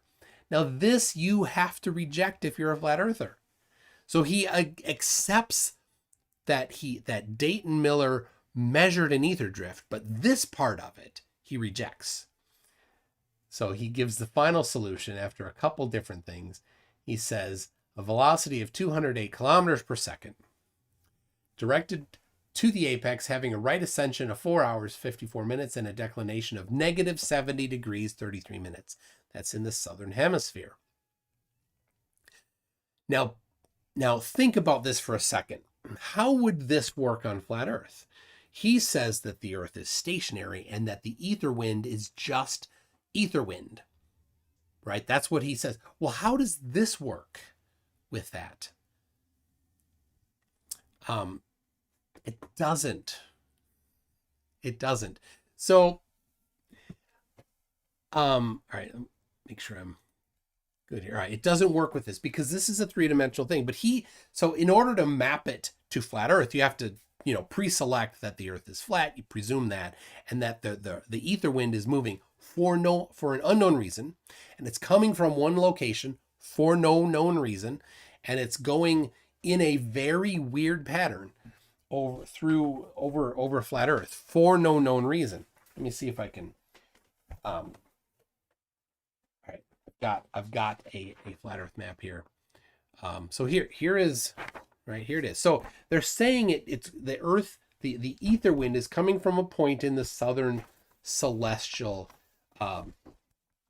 area, right? So 70 degrees declination, which is latitude, right? So 70 degrees latitude, which is on this is going to be, right near the edge here of this map, because this map ends at about between 70 and 80 degrees. So, but it moves every day around in a circle where it's coming from. That's what you have to believe to be a flat earther. You have to believe that the ether wind comes from a position that's moving all day, every day, orbiting. Why? No idea.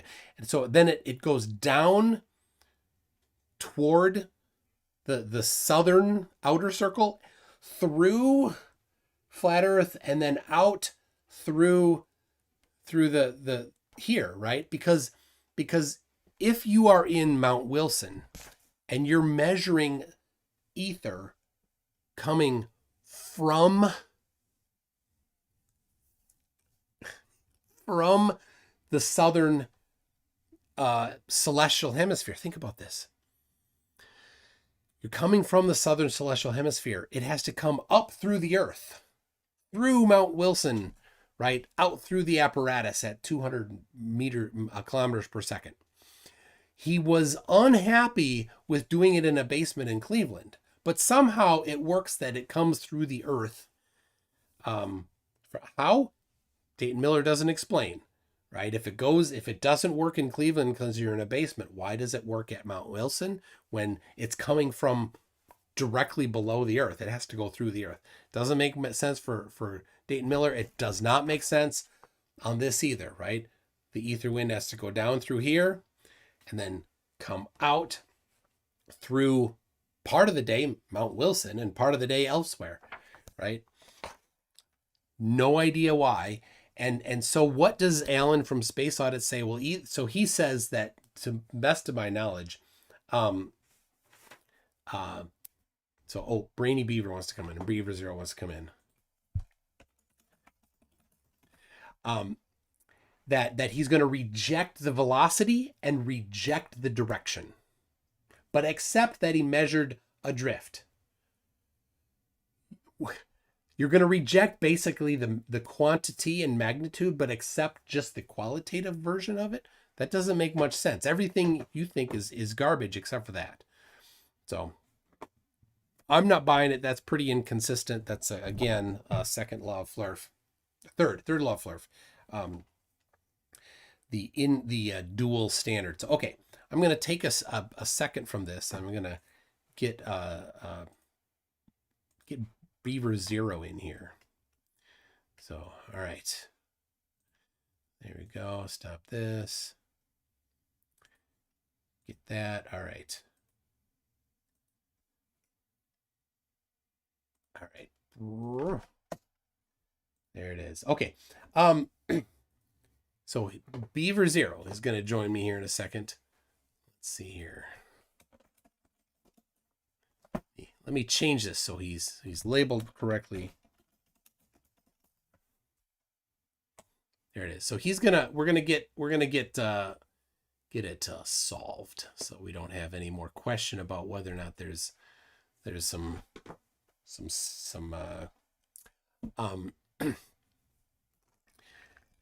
if escrow, he's the escrow holder, so.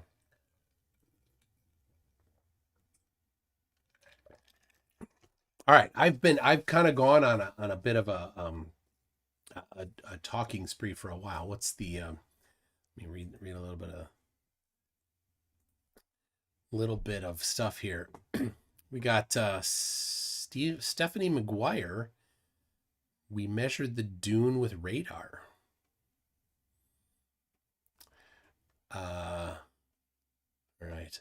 What is the volume of ether?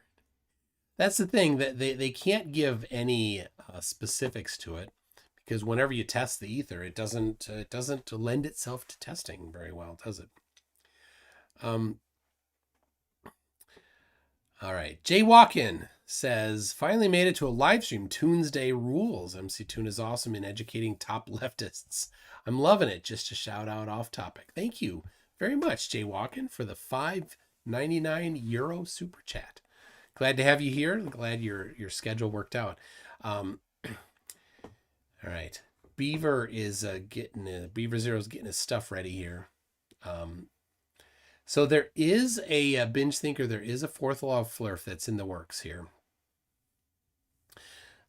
What's Tab taste like? It's disgusting. I do not like the taste of Tab. But don't tell the Flurfs. This is just water. I refill it every week. But they think I'm guzzling Tab. You can't even buy it anymore. It's cola. And I don't like cola, so I'm skewed. My opinion on whether or not Tab tastes good doesn't matter much, but I don't seem to be alone. People that do like cola don't like Tab. So right, what's he doing? What are you doing, Brainy? I'll always call him Brainy. I don't know if I can ever get into calling him something other than Brainy. Let's see here. Yeah, okay. Chris says, if you reject the speed of the drift, would that mean the ether drift will be stationary, otherwise does not exist? Yeah, that's the thing. He just cherry picks an interpretation that doesn't match the actual data, which is dishonest. And I'll get into the next one in a minute here, but it is interesting to think about, what did Dayton Miller conclude? He said that this is huge. You couldn't measure it because the Michelson-Morley apparatus was in a basement. It was shielded from the ether drift.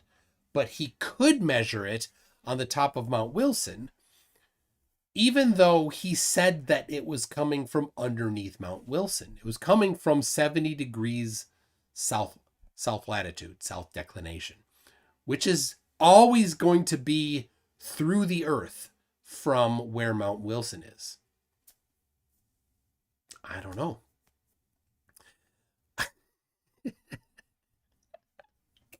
Comrade Jay says, female Packlids say 8 inches make us go.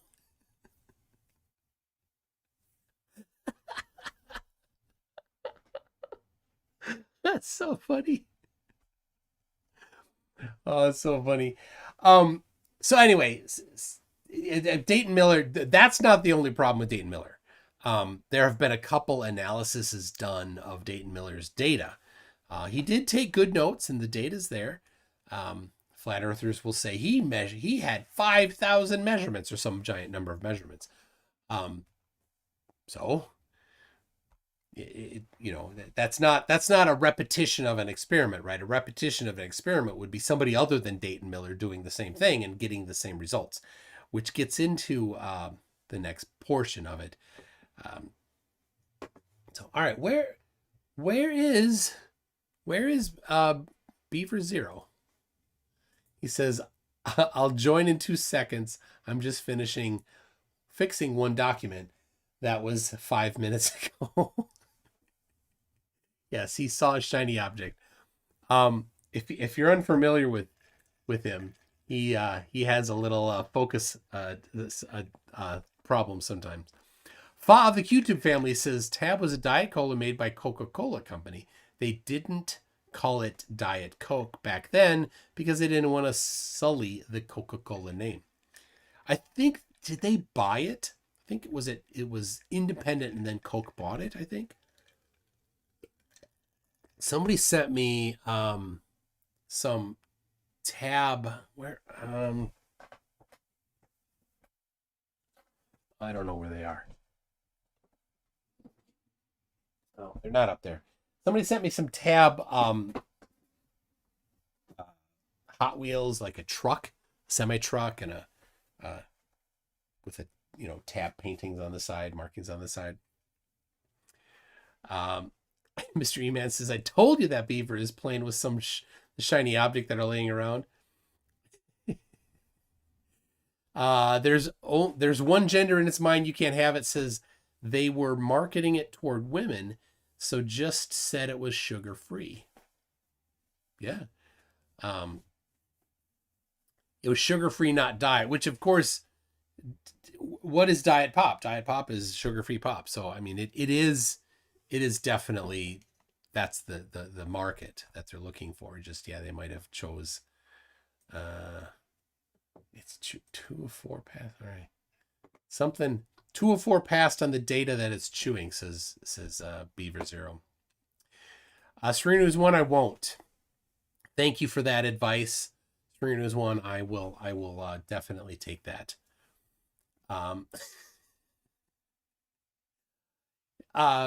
Oh yeah, I say pop. I say pop. It's as far as I know, it's a bit of a Midwest thing. We don't usually say soda. We say pop.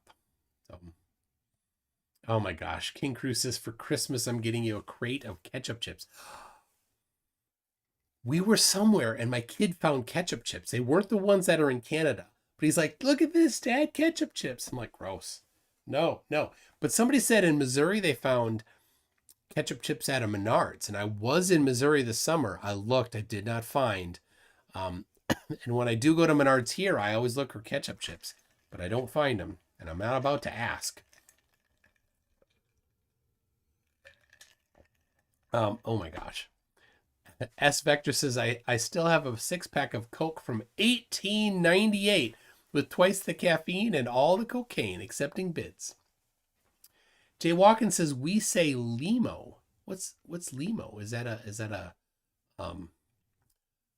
non-English word? Sir Little Wolf has been to Menards, says save big money at Menards. Okay, well, all right, I'm just gonna not wait for Brainy or for Beaver Zero. I'll get into this. I'll just watch for when he gets in here. So this is important because Dayton Miller is Alan Space Audit's go-to, but he likes to talk about Hector Minera. Hector Minera did a thing in 2004. 2004. This is recent.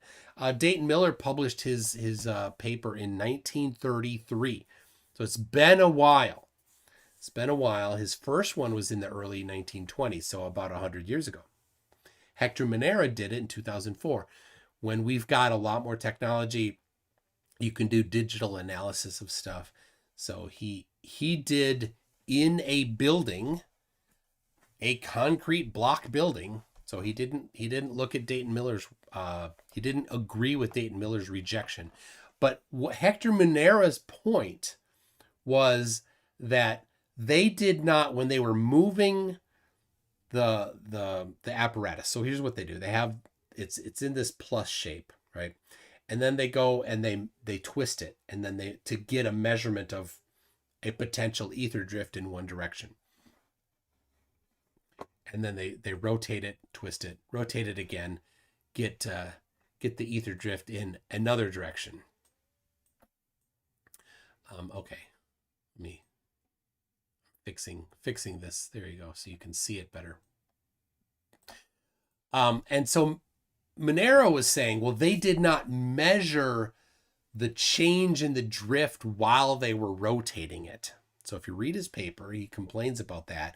So he's like, well, we rotated it constantly and measured it constantly. He took pictures of it, and they stored it digitally, and then they wrote some software to measure the fringe shift while they did that. So Hector, hey, a better way of doing it. And so he measured. He basically said everything was invalid. He said even Dayton Miller's invalid, because they did not count the full fringe between individual measurements, only taking the fractional fringe shift. He's specifically talking about Michelson-Morley. He says they should be continuous. He made up this word, a dialeptometric. It just means continuous. Basically, if you only record the fractional, you get random data. So then Hector did it again. He used a very similar apparatus to Michelson-Morley. He sent a camera to take photos. They stored all of them. He says you can buy copies of the DVDs that they. This is from 2004, so before you could send all these pictures easier on the internet. So anyway, he to jump to the conclusion, he concluded that the Earth and solar system, based on his geometrical analysis, was moving at 300 to 360 kilometers per second. So faster than Dayton Miller by a good stretch, with a right ascension of 170 to 190 and a declination of negative 45 to negative 50. That's a drastically different position. So we don't have a repetition of Dayton Miller. We have two individual things that disagree with each other. That's a different position in the sky that Hector says we're moving toward. So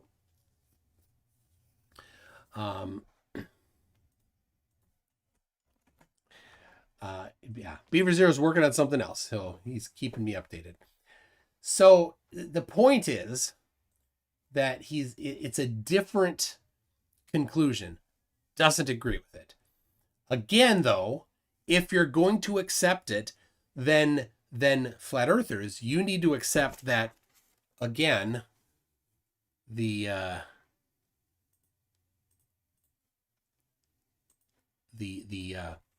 instead of 70 degrees it's coming from between 45 and 55.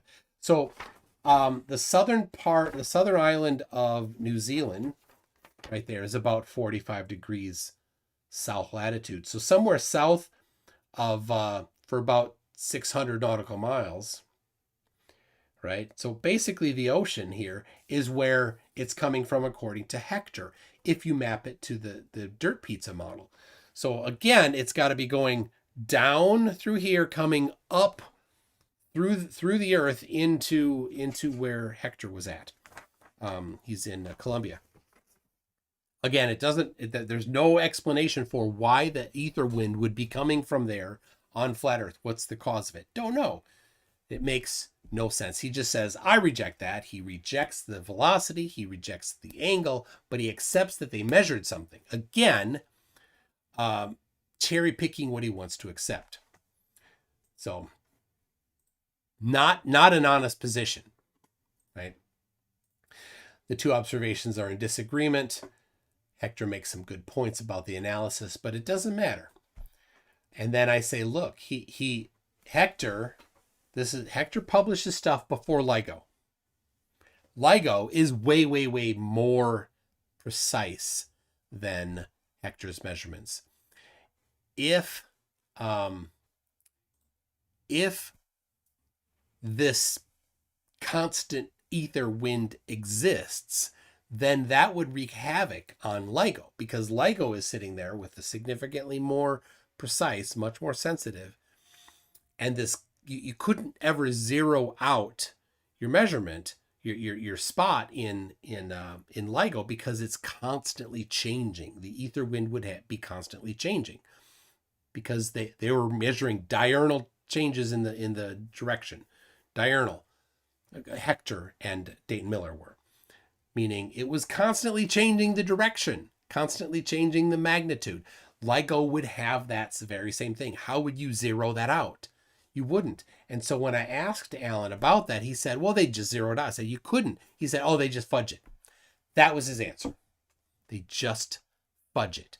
And that right there shows the dishonesty. That's the nuh-uh. Because this was meant to be a honest interaction and looking at actual research, but he didn't actually. I'll get to you in a second, Beaver Zero. He didn't honestly take it. You don't just get to say to an experiment they fudged it and then expect your experiment to be taken. I got you now. So anyway, expect your experiments to be taken on face level and then just say they fudged it to some other one. So, all right, I'm going to get Brainy Brainy. I keep calling you Brainy Beaver. So we'll get over it. All right, hold on a second here. All right. There it is. Beaver Zero is on screen. How you doing? Am I on screen? I don't see what you see on this. That's right. The Zoom doesn't do that, does it? No, I'm not. I'm not sending you what I'm seeing. Oh no, that's fair. Yeah. How's it going, everybody? Hi. I'm great. So here's what happened. Brainy Beaver / Beaver Zero. So back about 2 years ago, I sent money to you. I sent 0.4 Bitcoin to you. That's right. To your Bittrex account that you had set up to receive this. It was Bittrex at the time. That's right. Since then, Bittrex Canada, because you're in Canada, has just ceased operations, and they had a partner that they said move here. What's that new one called? It's Catalyx. Catalyx, like CATALYX. Okay. Canada's premier cryptocurrency exchange. You know how it is, advertising. Sure. Yeah, exactly. Wicked. Exactly. But yeah, so they moved it over automatically. And it did work. So I'm just I haven't spent a lot of time in here, so I'm kind of fiddling around in the menu right now. The thing that's weird to me is it's hard to get like a the thing is it's an exchange, right? So being able to get a position on the I'm losing my terms. I haven't been doing enough crypto in a while, I guess. On the blockchain, getting your, like, you know what I mean? Having like an actual tag to go to on the blockchain is difficult. Because it doesn't show me any links to do that. It's not the same as when it's in like a cold wallet. Yeah, they're not holding a wallet. Yeah, they've got it in their bank account. Yeah, essentially.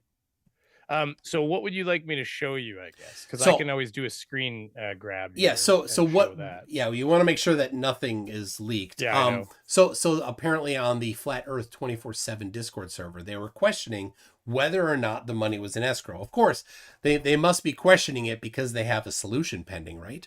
That's right. I would assume that you'd have to, because why else would they be questioning that? They're like, I'm holding it ready. I just need to know.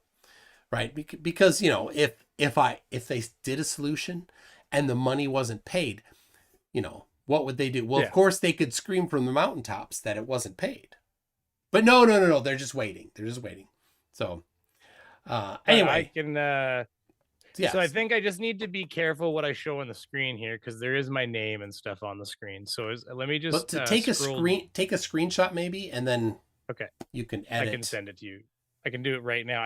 Do we want to get a picture of here? You know what I do is I can get myself in the picture right now, or you know what? You and me will be in the picture here. I can do it with the magic. Watch this, and we'll do it so fast that people won't be able to accuse us of making this happen here. Okay, there we go. Just like a newspaper. I've got you and me on the screen. I'm going to take a picture of it. I don't see it though. No, well, you can't see it yet. Hold on. I see. You're gonna. I get it. Okay. But let me just. Okay. Well, actually, I can do it that way too. Let me just double check that there's no information on the screen here that matters. So that's when the funding came in. Bittrex migrated funds, Bitcoin. That's how much it was. Here's the fees, process details. Sure. Okay. There's the amount in the wallet. There's the total. If I scroll up 1 inch, my name's there. But we're fine where we are right now. So no, I can just show the screen right now. Let me, I'll do this in studio mode so I don't do the wrong screen first, so that way I protect things. But give me 10 seconds, everybody, and I will shift us to the right screen here. There it is. We're seeing it right now. Yeah. Of course, I would have pinched that down a little bit more, but I thought I was on studio mode. Damn it. All right, there it is. 18,601 Canadian dollars. Yeah, as long as I don't hover over anything, I guess I'm not outing myself so much. So. All right, switch back just to be safe. Yeah, that's all good. Just you never know. All right. So the question I have for you: has anybody sent you a message saying, "Hey, I just want to verify funds"? Nobody's asked. Well, I mean, unless it's in my email, I could always let's double check. Because you never know. Maybe I missed an email. Or on Discord. I don't know if anybody has. I don't think anybody's hit me on Discord. That's for sure. There it is. I'm gonna type Bitcoin into my email here. See if anything comes up. Nothing. All right. So I don't know of anybody. Let's put it that way. So yeah.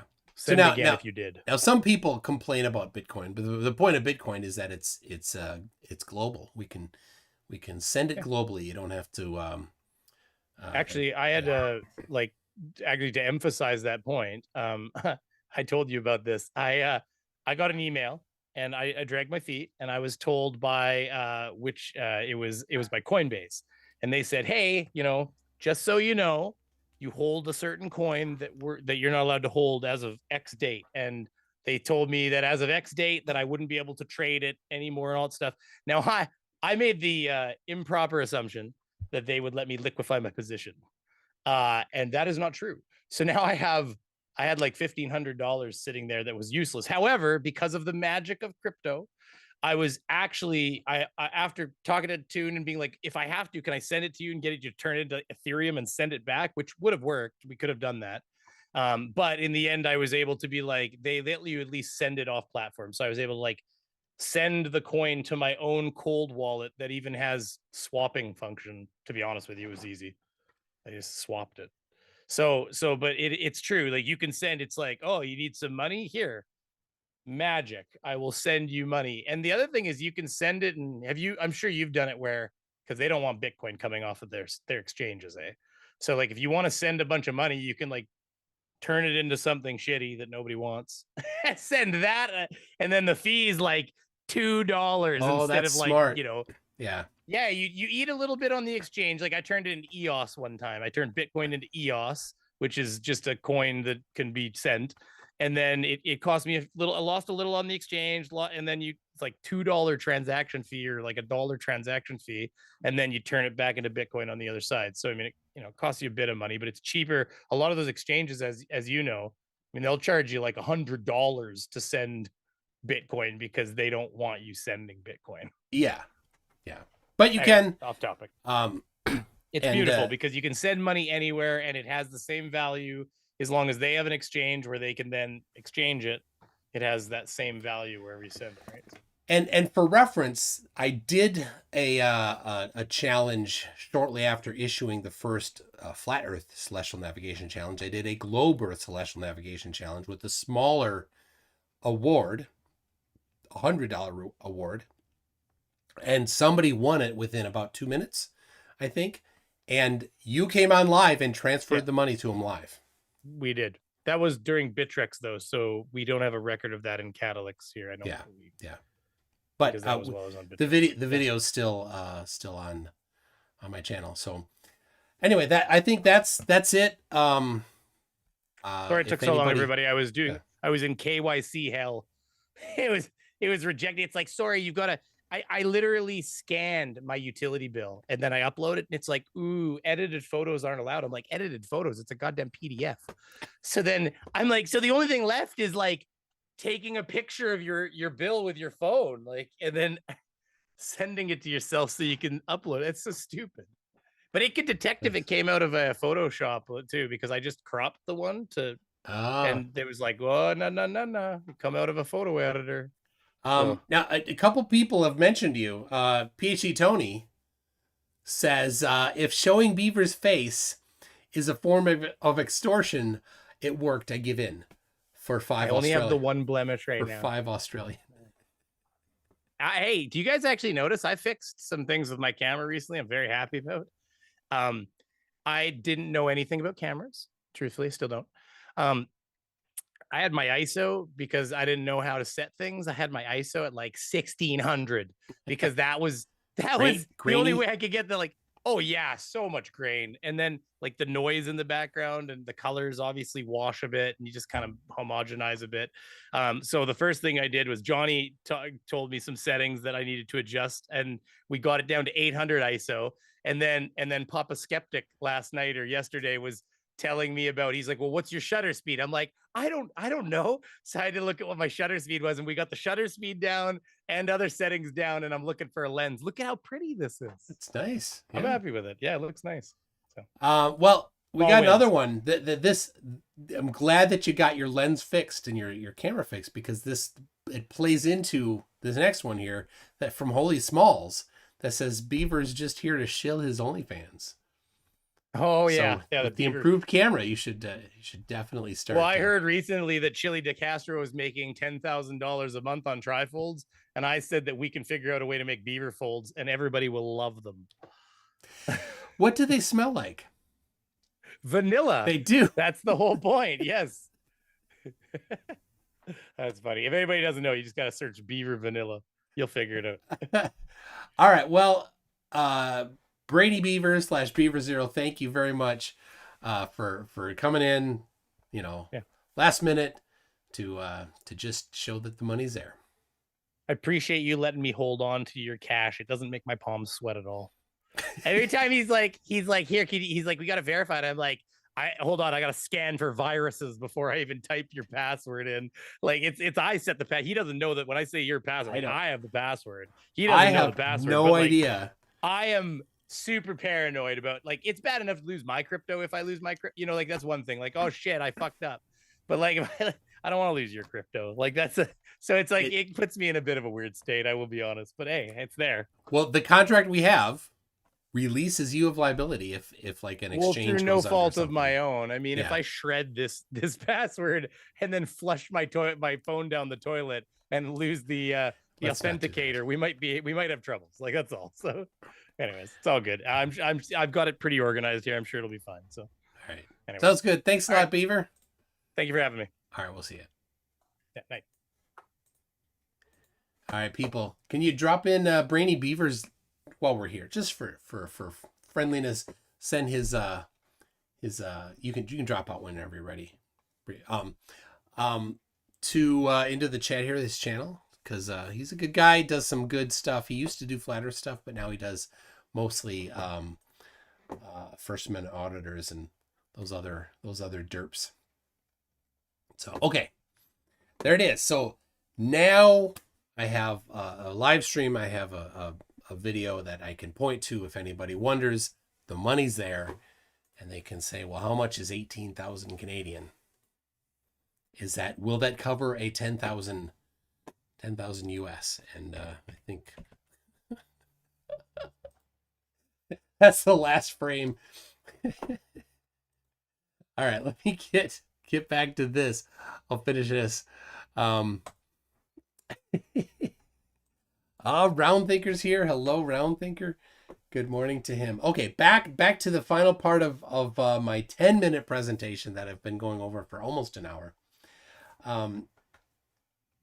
So Dayton Miller and Hector Monera and others are interesting but conflict with each other and disagree completely with the more recent higher precision measurements like Holger Mueller's modern Michelson-Morley experiment using cryogenic optical resonators, and a few more. I have listed on my website some newer Michelson-Morley specific measurements other than LIGO that are much more precise than Monera or Dayton Miller or Michelson-Morley that found nothing.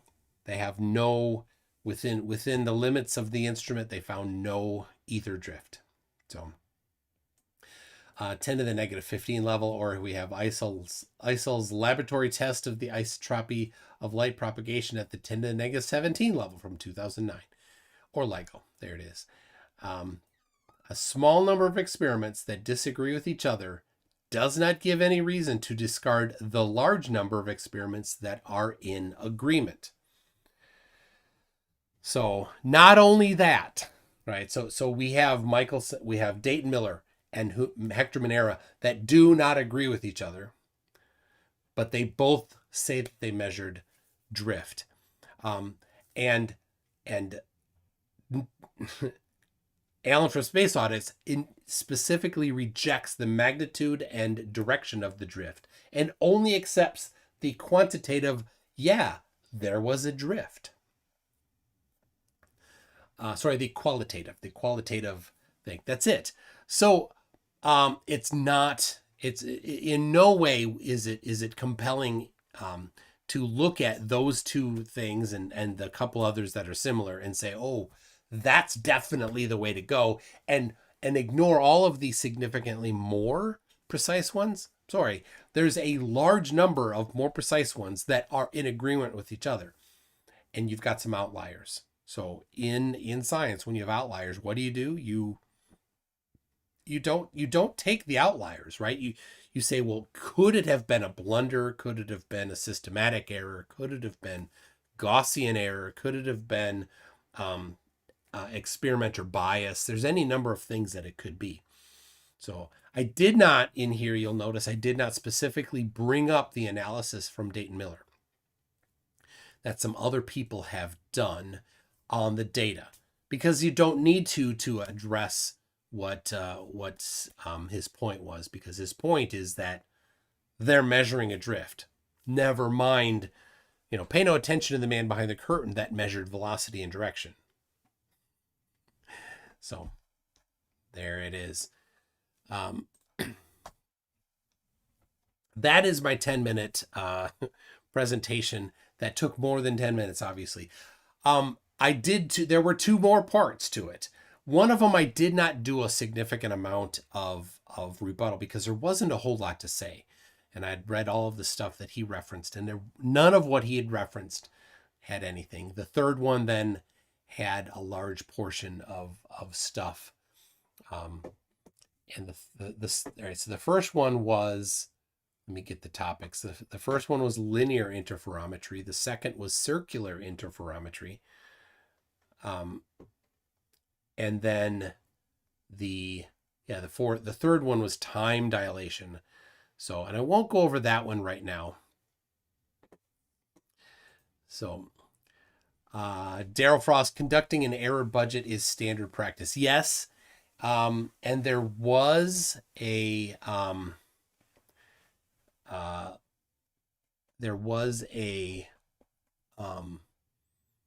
like Michelson Morley did do, had a little bit. I think, if I'm right, no, was that the one where they didn't have much of an error budget that they looked at? And these older ones definitely, this was before, that type of stuff was done real aggressively.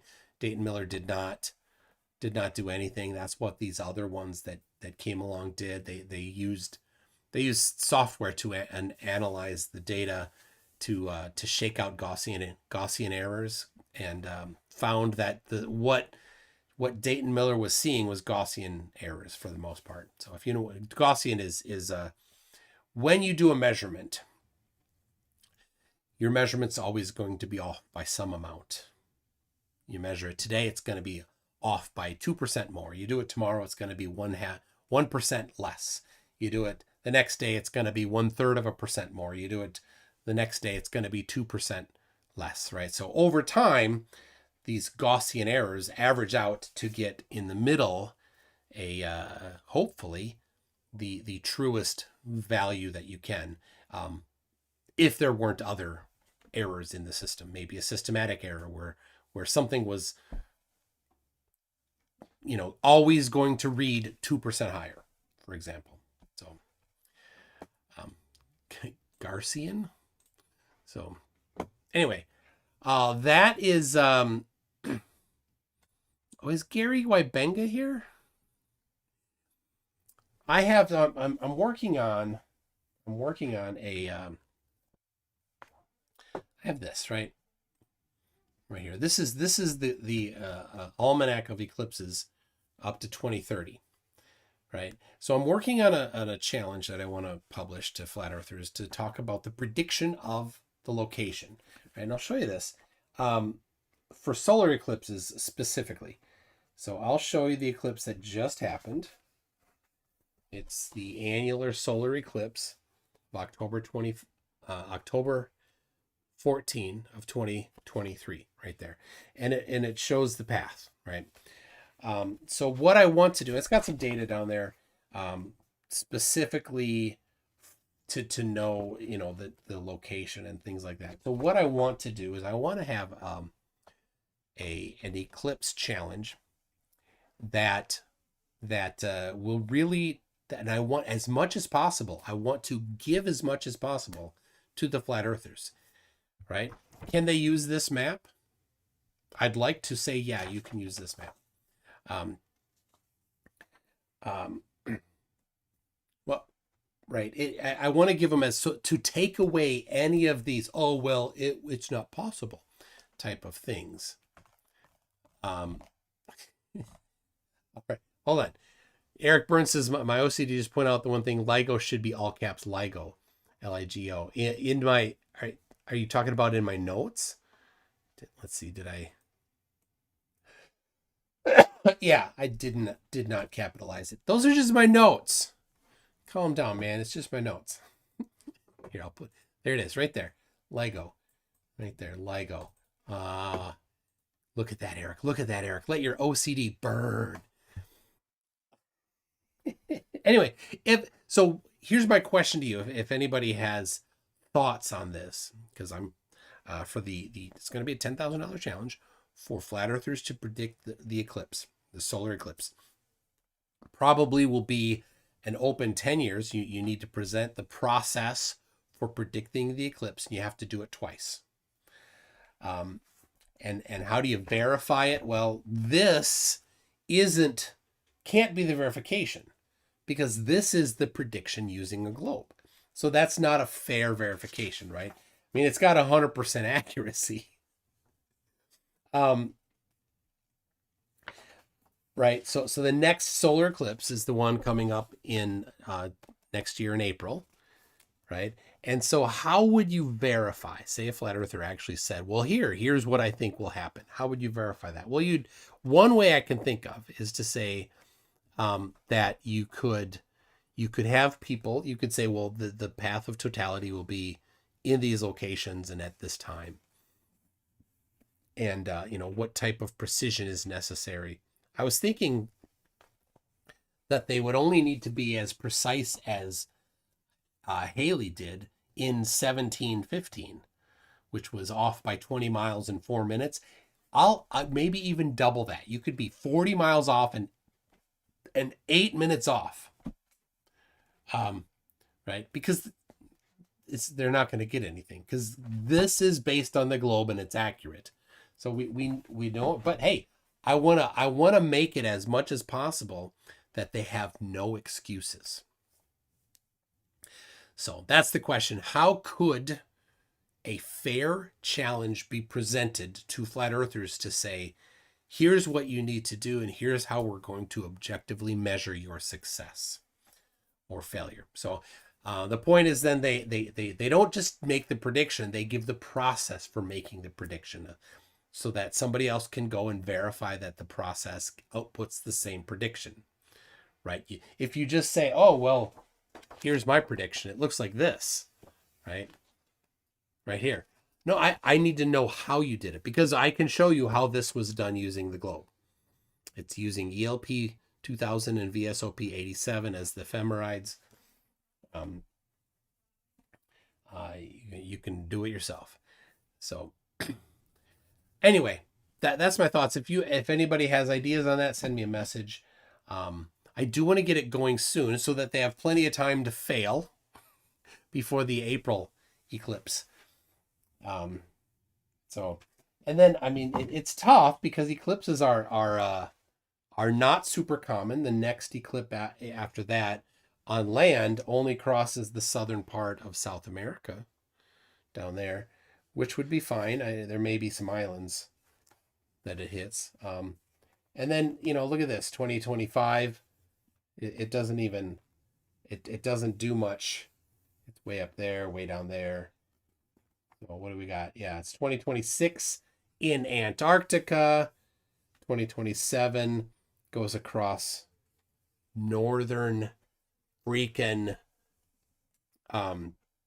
Canada. Like, there you go. Finally get to 2027 before you get here. So in South America. So maybe it would be fair to say, well, look, these are known to be accurate.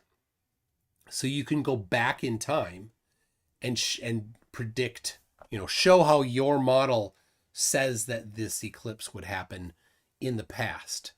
So Mr. E-Man says any challenge with flat earthers is totally unfair because they don't claim to have a model. Some do claim to have a model, but it doesn't matter because we claim to have a model and we have successfully used our model to do things. If they don't have a model, they've lost already. So you're right. Daryl Frost. Eclipses happen 100% of the time. It's just not that often when the Earth is there. That's a good point. That's a really good point. So anyway, that's the I don't know. I'm going to start writing that here pretty soon, and then I'll issue it sometime. I hope you enjoyed the Santos video. You know what? I'll give you a little something. I'll give you a little something. And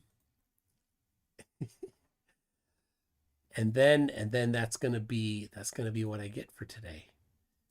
There it is. We're gonna do this. All right. So if you saw that video, I hope you did, the one on Santos and eclipses. I hope you saw that. I hope you enjoyed it. I hope you shared it. All right. This is a little video I made. It's not live. I'm gonna probably do a little something different than it, but here goes. Funniest thing I've seen in ages.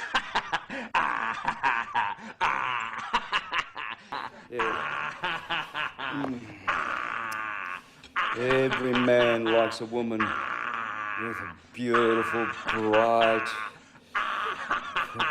set of teeth shining in a smile. You're like a pair of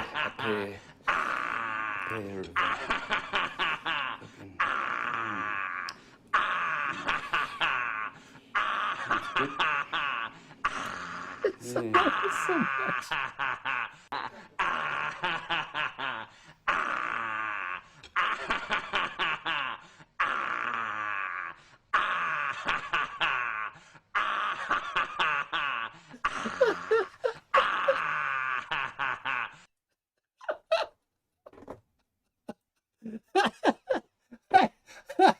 I hope you enjoyed that.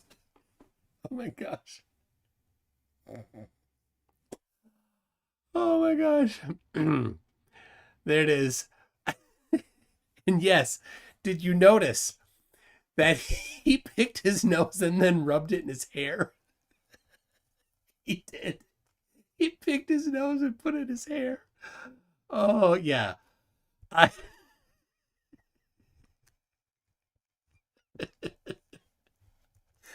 mean, that guy is so disturbed. So what should I do with that video too? Because that's unlisted. It's not done. I need to do something else.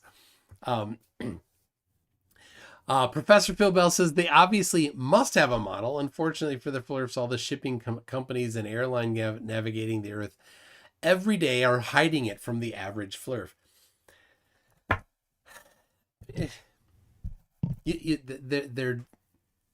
Their desperation, right? They're like, oh, we don't need a model. You do need a model. Yeah, you do. And it has to be better than the one we use. It has to solve everything and answer everything better. Peter Harrington says, didn't some flat earther live streamer with an egg say there's an eclipse every month? There was. That was Riley. He even put a bet out that there was an eclipse every month, but it was over the oceans. You just didn't see it. Of course, this disagrees. He lost the bet. He didn't pay. Second law of Flurf. All Flurf challenges are fake. So you want to see it again? No, I'm not. All right. Do you want to do an invasion? So I'm going to put a poll. And so I need, how many do I need?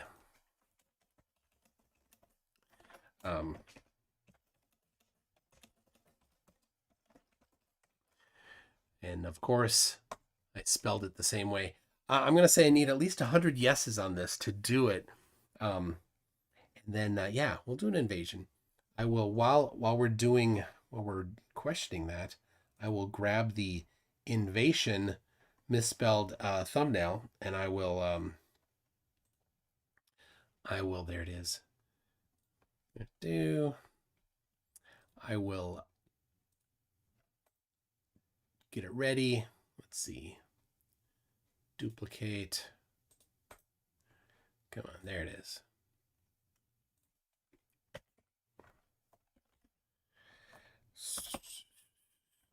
That's going to be number 7.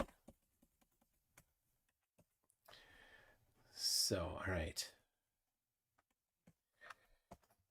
Are you interested in that? We're getting, we got some yeses. We got a lot of yeses. We only have 64 votes though. We're going to need a few more votes. So, all right. There's that. All right, I got the thumbnail made. Saving it.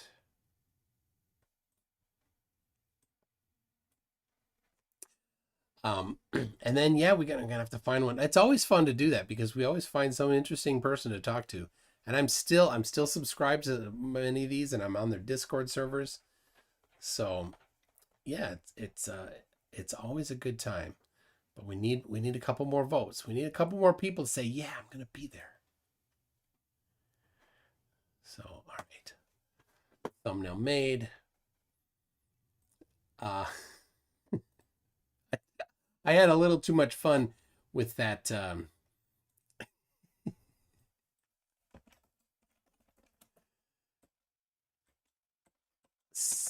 with the Santos thing. But I mean, think about he in a video, he actually just went around dressed like that. Like what is going on in that sick head of his that he thought that was a thing to do? I don't know.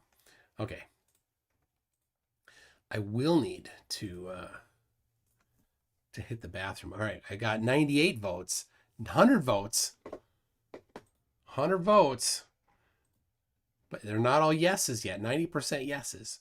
So we need a few more yeses, a few more people to say. All right, but I'm gonna do it. I'm gonna do it. All right, here we go. I'm making it live. There it is.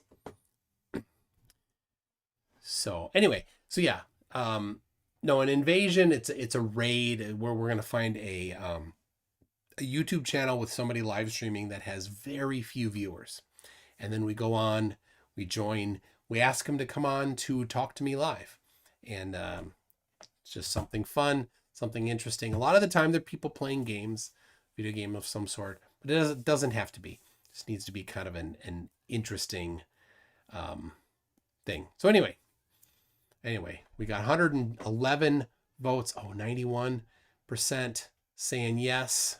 90% saying yes. I think that's good. We're almost there. Come on. Give me a couple more votes. Let's do it quick. So yes, we'll do that. It's already up. I'll end the poll. We'll run the numbers. We'll see if it was enough. 90% of 113. What is 90% of 113? Exactly. Oh, I did that wrong. I'm going to have the calculator do it for me. 101.7 people are going to be there at least. So there it is. So people, thank you very much for joining for this stream. I hope that you can see the one coming up, and maybe somebody wants to drop in the chat the link to it.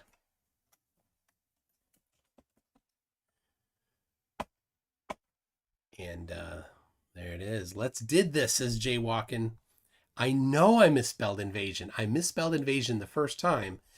And since then, I've just used the same graphic, and I've not fixed it. So there it is. That's what I did. That's what I'm sticking with. People, thank you very much. I'll see you in a few minutes. I will have to go to the bathroom, so give me a little bit of time for that.